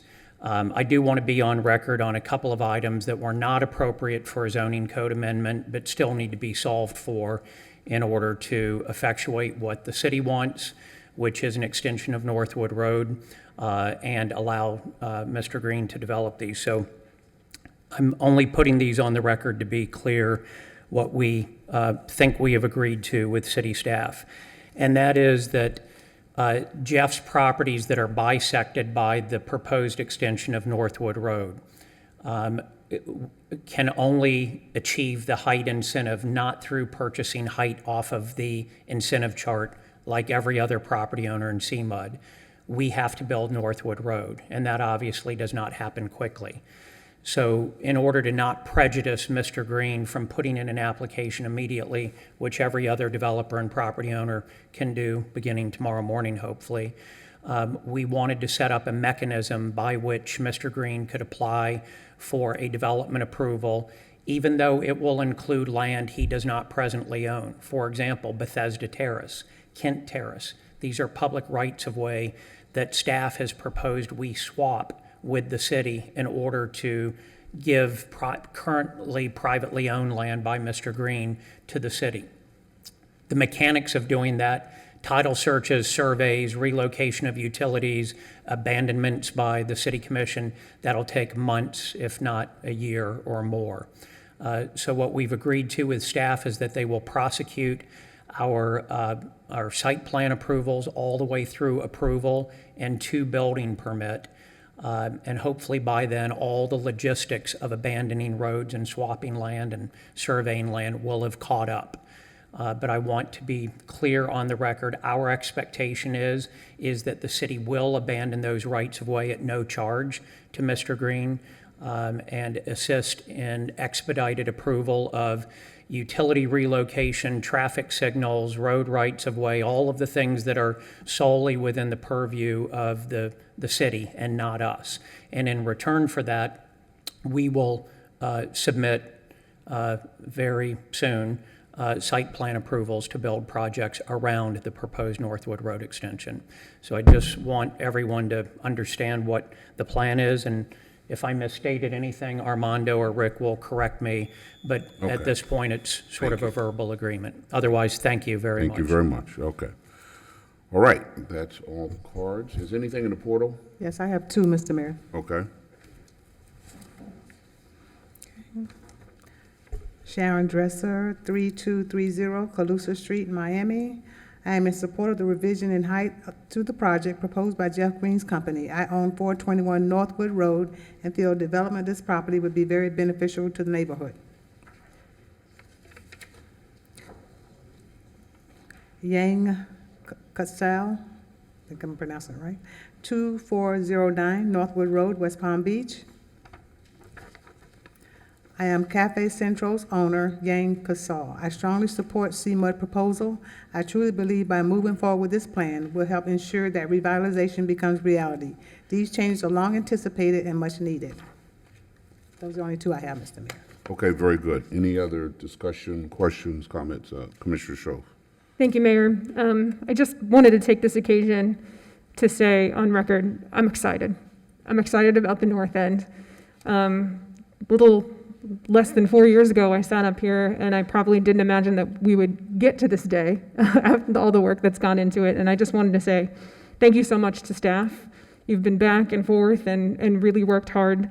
And to neighbors, both neighbors that support it and neighbors that don't support, we've worked together. You've been to planning board meetings, you've been to neighborhood meetings, you've communicated on social media. You've really made sure that your voices are heard in this process, and that is so important. And pending the support of my colleagues on this dais up here, I want to say to the development community, we've done a lot, and we've taken it as far as we can, and all of our hope is in you to push this across the finish line and really make it worth the while of the people who have come out to support. So please don't let us down. Thank you very much. Very good. I too want to commend staff for being creative and innovative in their thinking and accomplishing what I think is a tremendous proposal that is before us. And all those who were involved in that. It's not just staff, but they did the heavy lifting. But I know there were many at the negotiation table, including residents, developers, et cetera. But this could be a major, major step for the city. Any other questions, comments? If not, I will entertain a motion, several motions. I'm sorry, Commissioner Warren? Yes, I have a comment. Okay, yeah, sure, I'm sorry. Thank you. I think that the time is right to embrace this change. And there's a saying that you can count the number of seeds in an apple, but you can't count the number of apples in a seed. And I think that what we have before us is an opportunity to create seeds in the district, seeds that can change and improve the businesses in the area and the households and create sustainability that we haven't seen before. And I'm looking forward to that. Fantastic. Okay, if there are no other comments, I'll entertain a motion. Mayor, I move to approve ordinance number 4963-21, approving a text amendment to the zoning and land development regulations, amending chapter 94, article 7, section 94-209, mixed use district, amending the definitions, height standards, and design standards, and section 94-215, Curry mixed use district, to delete building typologies, address inconsistencies, and incorporate new regulations related to increasing the maximum building height and the addition of a fourth sub-district within Curry Mixed-Use District. This motion is based upon the application submitted, the staff report, factual testimony, the recommendation of the planning board, and the findings that the request complies with the comprehensive plan and standards in the city's zoning and land development regulations.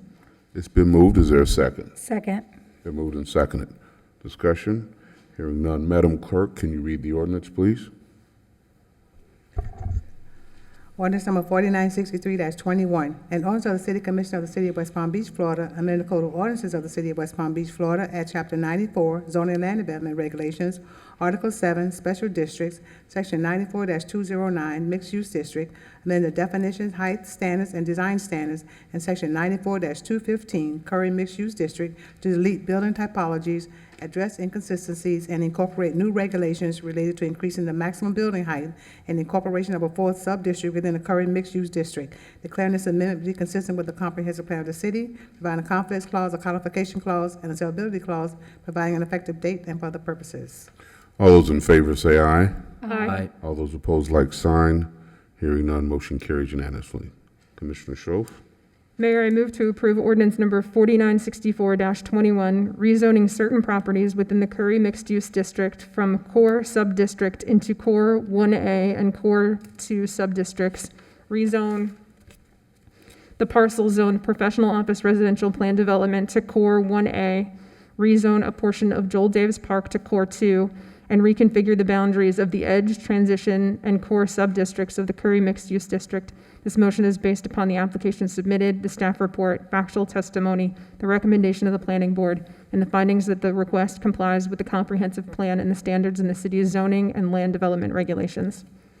It's been moved. Is there a second? Second. Been moved and seconded. Madam Clerk, can you read the ordinance, please? Ordinance number 4964-21, an ordinance of the City Commission of the City of West Palm Beach, Florida, amending the zoning map of the City of West Palm Beach, Florida, by rezoning certain properties within the current mixed-use district generally located between Flagler Drive and South Dixie Highway to the east and west, and between 27th Street and Pine Street to the north and south, and consisting of approximately 65 acres from the core sub-district into core IA, and Core 2 sub-districts, rezone the parcel zone professional office residential plan development to Core IA, rezone a portion of Joel Davis Park to Core 2, and reconfigure the boundaries of the edge, transition, and core sub-districts, declaring the zoning map amendment to be consistent with the comprehensive plan of the city, providing a confidence clause, providing an effective date, and for other purposes.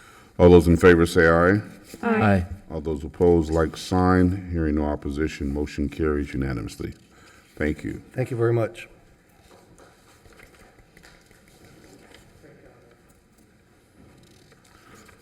All right.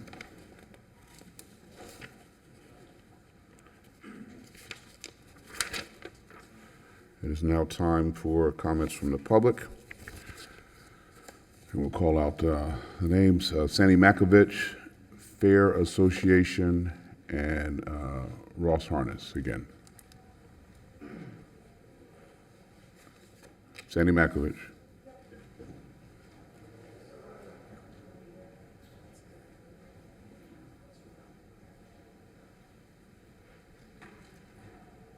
Sandy Makovich, West Palm Beach. I spent a couple of hours on Rosemary Friday night. I was invited down to listen to the motorcycles and the cars. I guess it's all hell breaks loose up there on the weekends. The cars were extremely loud. I mean, had to have mufflers missing. The motorcycles, I totally missed. They were there late. I was there from 7 to about 9:30. I went home. The motorcycles came. The Strand, the Metropolitan, the courtyards at City Place, the Edge, the Tower Condo at City Place, the Avalon, the Parkline, 2 senior residences, St. James and St. Andrews, 1 City Place, 2 City Place, Trump Plaza, City Palms, Whitney, City Place South Tower. You're going to listen to one motorcycle. This is the noise from one motorcycle revving up the engine. On the weekends, there are 8 to 12 motorcycles doing wheelies. Unbelievable. These people deserve peace and quiet. They're paying high rents. They're paid a fortune for their condos. So I'm going to try to play this one motorcycle.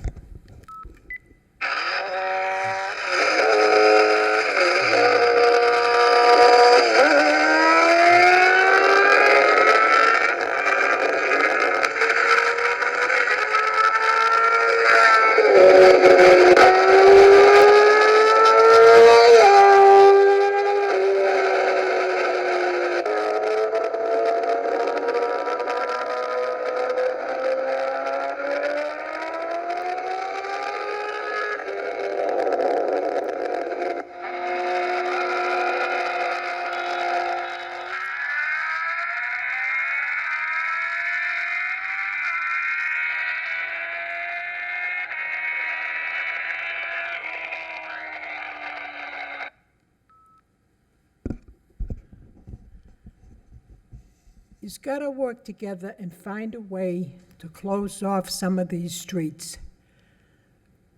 When I was traveling over there Friday, there was a sign in the road that said Rosemary Square will be closed on Saturday.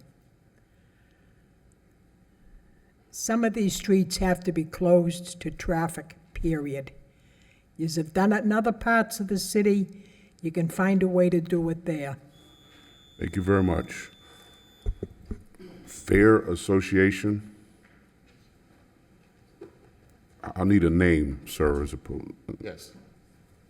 My name is Shelby Lowe, and I'm a former city commissioner for Riviera Beach.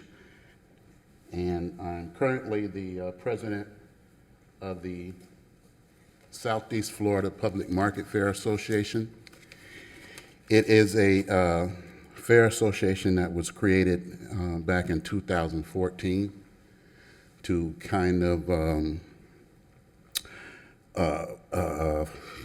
create a vehicle for the interested folks or community to participate in the development in the Marina Village in the proposed, Marina Village in Riviera Beach, Florida. We have a charity toy drive that we are conducting in your city at the Meyer Amphitheater, December 17th and 18th.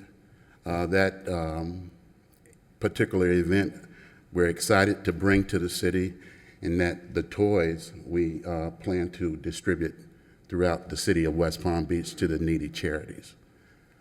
A part of that event, we plan a two-day event on Friday and Saturday. Friday night, I'm very excited about. We plan to offer the New Urban Jazz Lounge cocktail party, and it features a renowned jazz pianist and artist.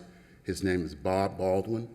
He currently has a program that's syndicated throughout the United States and supported by the the American Association of African American Public Radio and NPR. So he'll be performing that night, and also a local band, D-Funk and Soul Connection.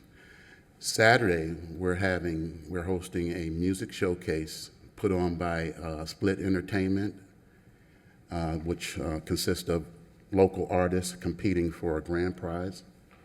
That evening, we have a artist from Haiti.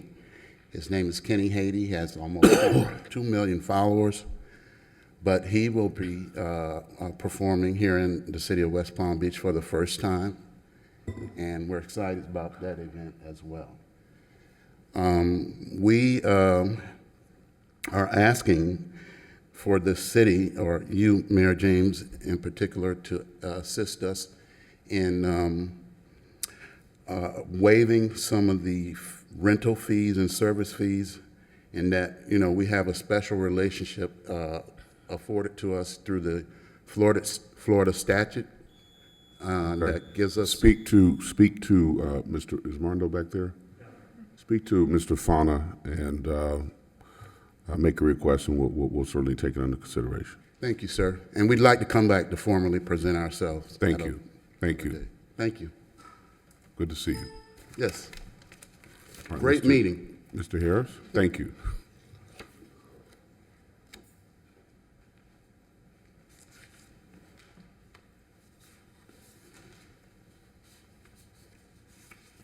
Hello. Ross Harness at 312 Northwood once again. I just want to make a quick comment about the infrastructure bill that was just passed from the federal government and how the money used from that infrastructure bill that the city may or may, hopefully I understand would be used. As I mentioned earlier, the city has several sort of desires and initiatives about mobility and walkability and having a transit-oriented city. In 2018, the city committed to Vision Zero, which is the idea of eliminating all traffic fatalities.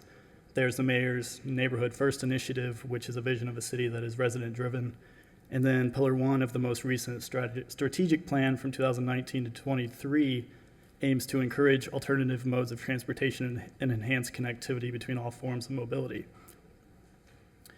So now, I recently found a 2014 downtown walkability analysis that it is now 7 years later and not a lot of it has been touched upon. But we now have this new influx of money to the city that we may not have been able to allocate previous funds toward these ideas from this walkability analysis, and I would like to encourage this body and the other people that make these decisions to do so. For examples that I would like to see worked on is North Dixie Highway between Clematis and Northwood. Between Clematis and Quadrill, there's not a lot going on there. It is in front of the sort of county governmental buildings, and I think a lot could be done to sort of bring some more excitement along those lines for people that are using their bikes or their own feet or other modes of transportation outside of their car. Between Quadrill and Palm Beach Lakes, I found a map that this road is classified as primary pedestrian. It is currently a 5-lane road with very little pedestrians on it. If we could do some way of traffic calming and making that a little bit more pedestrian friendly. There's also a lot of retail fronts there that could use some more foot traffic. And finally, between Palm Beach Lakes and Northwood, same sort of idea. And then finally, the other idea is on Flagler. It's currently a 4-lane road that separates the city from the most prominent sort of natural excitement that the city has, being the Intercoastal Waterway. It's currently separated by yet another sort of highway. It's, I believe, speed limit is 35, but I believe people drive 45 on it. And there's only one sort of place that you can actually cross the street that is signed, and there's a flashing light, but you have to poke a button to make the light flash. So I just want to encourage the city to use these new funds from the federal government to put back into some of these initiatives that are there but haven't been implemented yet. Thank you. Thank you very much. Michael Cleveland, is he still here?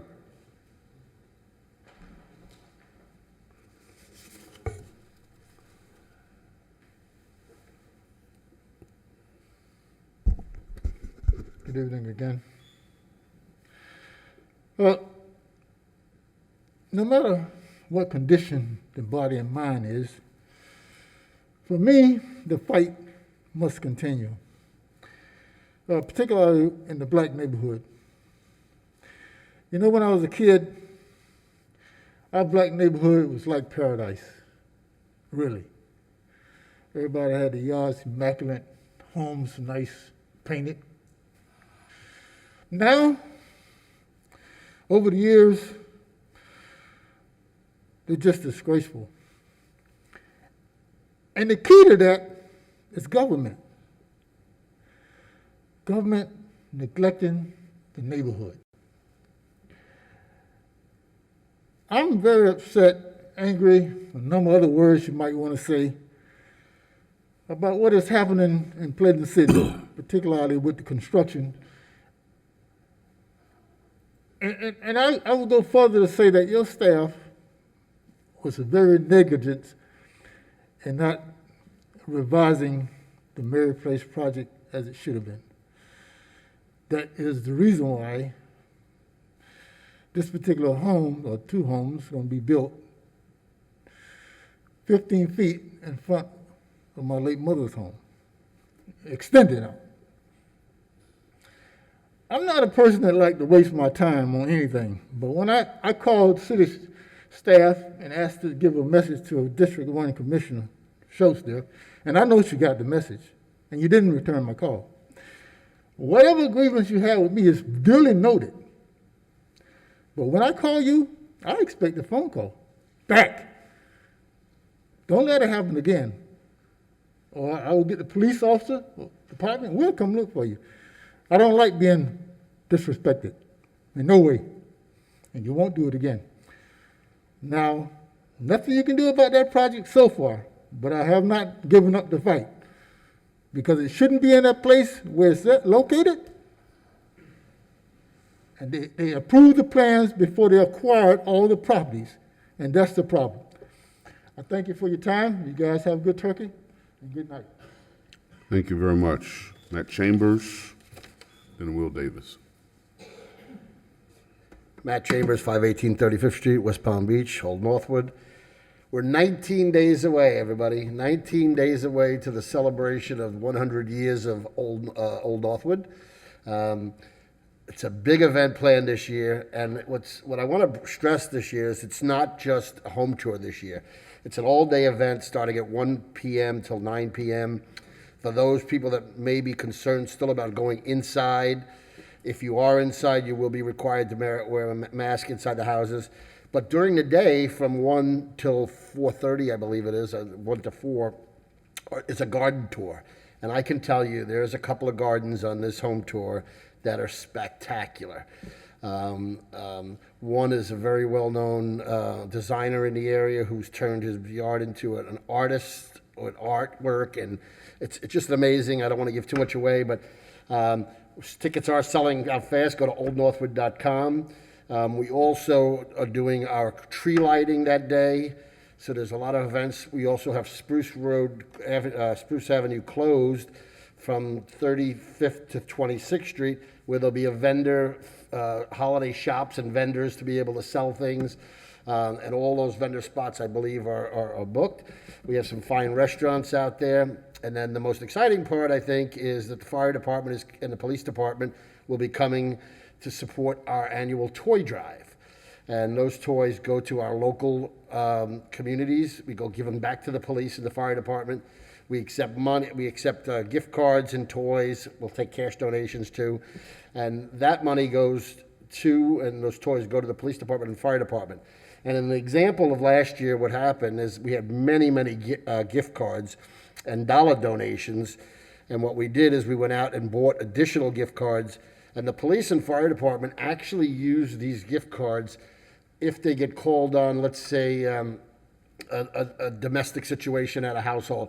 A lot of times these events is a money situation where they ran out of money to get certain things, maybe diapers or milk. And the police department can de-escalate a situation by being a gift card or giving a little help without being able to get anybody in trouble and solve it that way. The fire department has also used that. So please, December 4th, 1 to 9, tickets, oldnorthwood.com. I can tell you this year will be bigger and better than ever. Thanks. Thank you. Will Davis. Good evening, Mayor and Commissioners, residents of West Palm Beach. Just want to let you all know about all the fun activities that are happening in Northwood Village. First and foremost, we always have the Art, Dine, and Design. If you haven't been lately, it is always the last Friday of every month. Make it a point, make it a girls' night, make it a date night, bring the family. There's plenty of activities through tiny doors. There's fun activities for everyone to have and be part of. This one's going to be extra special because it is on Black Friday. So after you've indulged on your Thanksgiving feast, come out and walk off those extra calories, enjoy some fun shopping, plenty of vendors, and through the CRA and the Art and Dine and Design, they're going to be closing off the intersection of Northwood Road and Spruce. So the stage will be placed there. So that way it's going to be the main heart of the village through the music, and then it's going to pipe out through the small streets for the vendors. Make it a point. Also, there's going to be the toy drive that Matt was just speaking of. If Madam you want to Clerk, make, can you just start the clock, please? if you want to make donations, you can make donations off at Day by Day Shop, and we're going to be taking donations through the 4th. Also, the Shop Small Saturday, which is the biggest event for all of us small businesses, which is the Saturday right after Black Friday. So make it a point to get your holiday shopping and all that, everyone on your shopping list. And just thank you and happy Thanksgiving to everyone, since I don't know if we're going to be able to see each other until then. So make it grateful and be blessed. Thank you. Thank you very much. Okay, now it's time for comments from the dais, and we will start with President Peduzzi. Thank you, Mayor. I just wanted to briefly address some of the residents of District 4. I was contacted a couple of days ago, it was actually Wednesday, by a resident who was concerned by a delayed response from fire rescue. Apparently, there was someone who experienced a traumatic injury and called 911, and the West Palm Beach rescue wasn't available. It took Palm Beach County Fire Rescue to get there. It took 16 minutes to get there to a traumatic injury. They then transported the patient to St. Mary's. So it was quite a long time before they actually received care. I just wanted to ensure the residents of District 4 that I am working with the mayor and administration and my colleagues on the dais to address the issue. And I'm hopeful that we'll have a resolution soon so that incidents like this become a rarity. We did identify this issue during our planning session, strategic planning section, and this was one of 9 priority items, is making sure that there's proper fire and EMS coverage in all of our city, and particularly stations 8 and 9 in the western communities. But I just want to assure you we're working on the issue, and hopefully we'll have something soon. Thank you. We'll go the opposite. Commissioner Warren. Thank you, Mayor. When I think about the fundamental qualities and core values of our city, I think of excellence, integrity, and transparency. And I think the staffing levels in the internal audit department is at a critical level. And I would like, it's imperative that we have the staff available to conduct audits, to make recommendations, to identify opportunities, to ensure accountability. And although it's unusual, I would like to know if it's possible that we may be able to offer some type of hiring incentive in order to staff the audit department. I think it is that important that we give that special priority. I would like to encourage people in the community to get involved and support community-based organizations. Those community-based organizations are our foot soldiers, and they help us to serve our most vulnerable populations 365 days a year. It's important that we support groups like the Homeless Coalition and that we do everything that we can to help make sure that people have the basic necessities that they need to achieve a quality of life. Commissioner Shove. Nope, I'm not done. Oh, I'm sorry. My bad. Organizing my notes. We've been celebrating a lot of wonderful additions to our city, and I was very happy to attend a ribbon cutting at Palm Beach Riverstone in District 2. This project adds to our city's housing inventory.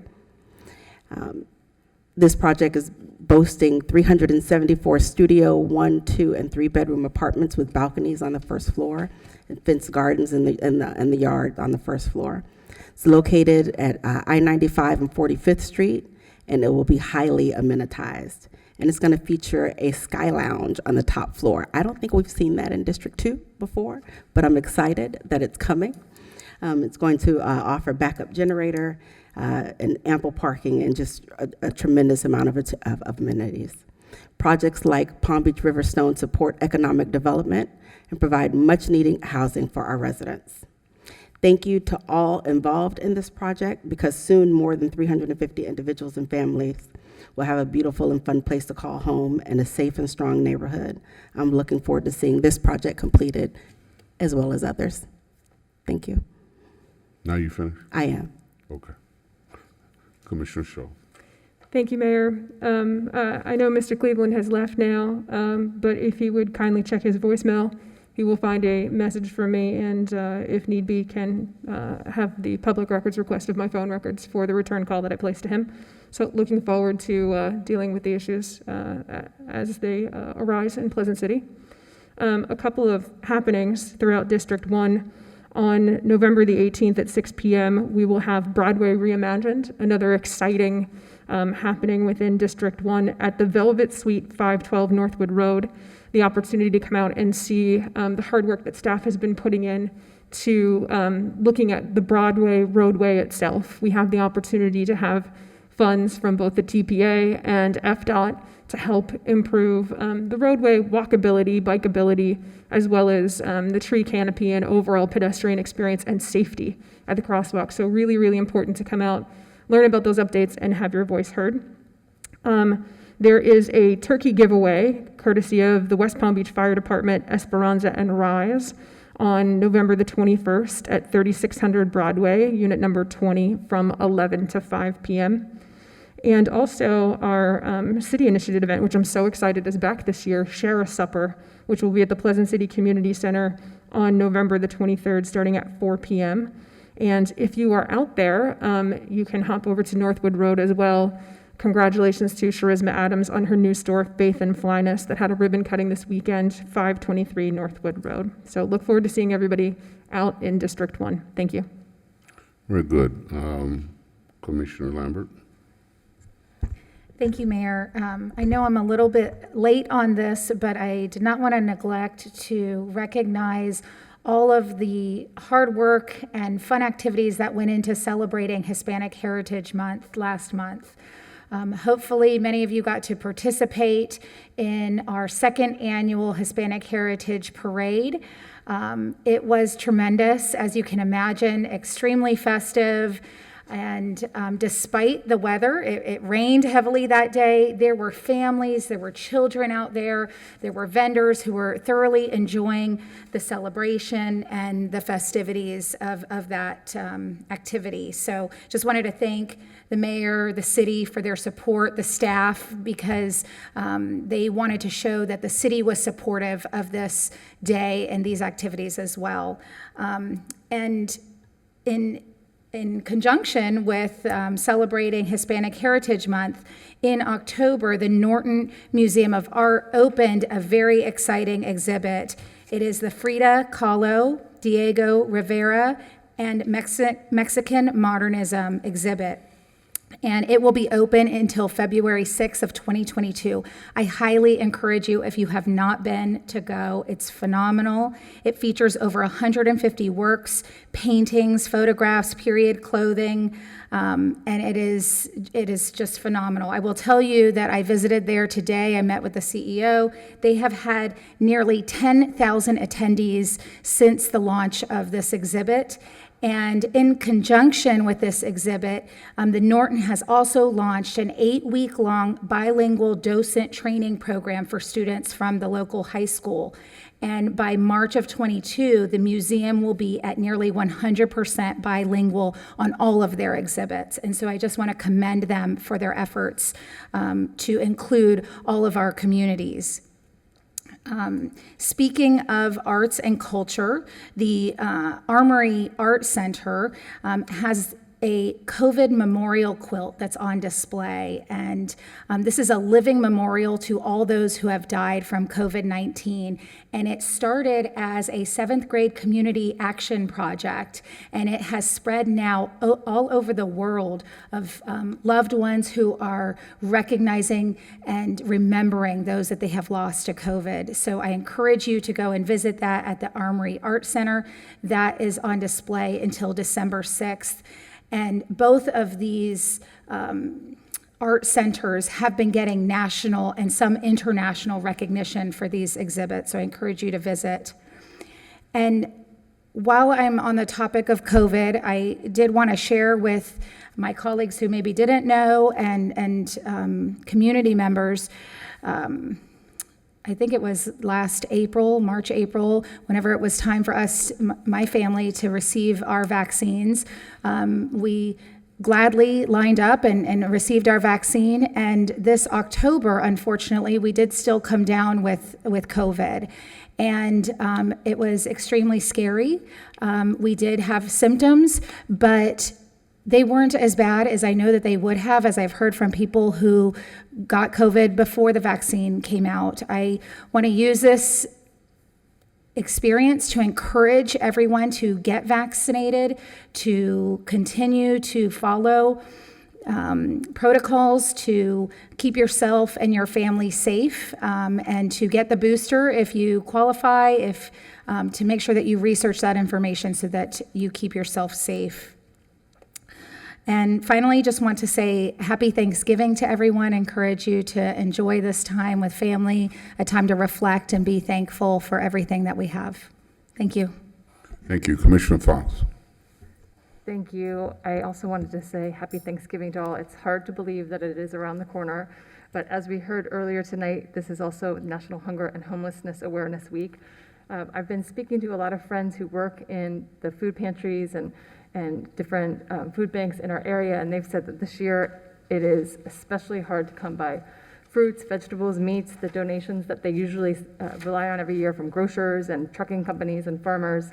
They're all down because those things are selling out so fast, and they're having supply chain issues just like the rest of us are. So I want to encourage anyone that can help support some of our food banks, either financially or with volunteer hours. I think that it's needed more than ever this year.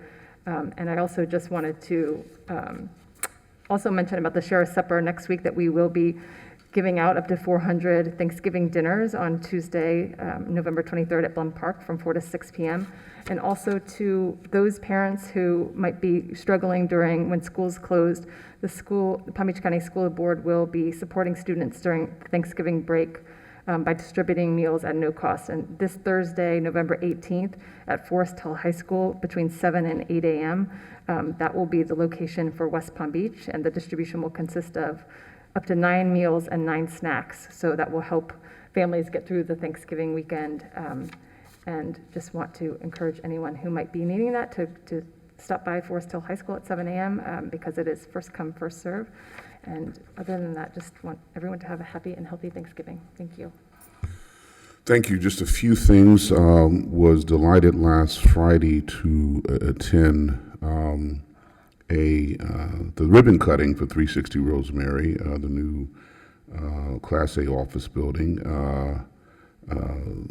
built by a related company, and then just less than an hour later, the groundbreaking for the new related project in front of the Christian Science church building, one Flagler. Very exciting. Both of those projects are going to be tremendous additions to the city. Congratulations to our city and the community events team, because Holiday in Paradise and Sandy, our 700-ton sand tree, have been nominated for USA Today 10 Best Public Holiday Lights Display in the nation. I think that's the same periodical that awarded our Green Market #1 in the nation. Same thing, you can vote for Sandy, vote early, vote often. A vote for Sandy is indeed a vote for West Palm Beach. You can vote daily through December 6th and visit the city's website, www.wpb.org, for the link to the vote. I do want to announce kind of a significant accomplishment. Shortly after I became mayor, I initiated something called Operation Clean Streets, which is designed to combat illegal dumping in certain of our neighborhoods. And thanks to the West Palm Beach Police Department and the Department of Public Works, the police department made another arrest of someone committing illegal dumping. I think this gentleman, since the inception of Operation Clean Streets, at least 9 people have been arrested for illegal dumping, and more than 159,000 pounds of illegally dumped material has been removed from our neighborhoods. In fiscal year 2021, the city removed 95,600 pounds of illegally dumped material. Incredible. Anyway, tipsters who provide information that lead to an arrest can be eligible for a reward of up to $500. So we encourage people, if you see any illegal dumping going on, please report it, and you may be eligible for $500. On this Friday at 7:30 a.m., I am going to be leading a Love to Ride Florida Challenge, which is a group bicycle ride downtown. This event aims to encourage bicycling in our city, as well as smart, efficient, and safe transportation choices. Remember to wear a helmet and practice bike safety when you ride. Again, the event takes place on this Friday at 7:30 a.m. You need to register. So to learn more, to RSVP, please visit www.ridewpb.eventbrite.com. That's www.ridewpb.eventbrite.com, and register for the mayor's bike ride. And yes, I will be on a bike and I will be riding. Not just going to sit on the bike, I'm going to ride the bike. Anyway, another customer service success. Recently, the Anti-Defamation League reported that there was a hate symbol that had been painted on a sidewalk in our city, and requested that the city remove it. And I'm happy to say that within 24 hours, the hate symbol was removed, and that matter was resolved. And the Anti-Defamation League did follow up with an email to express their appreciation. Again, hate of any kind will not be tolerated in our city. And then on a final note, just want to wish everyone a very happy Thanksgiving. There's so much to be thankful for in this past year, and enjoy. This meeting is adjourned. Thank you.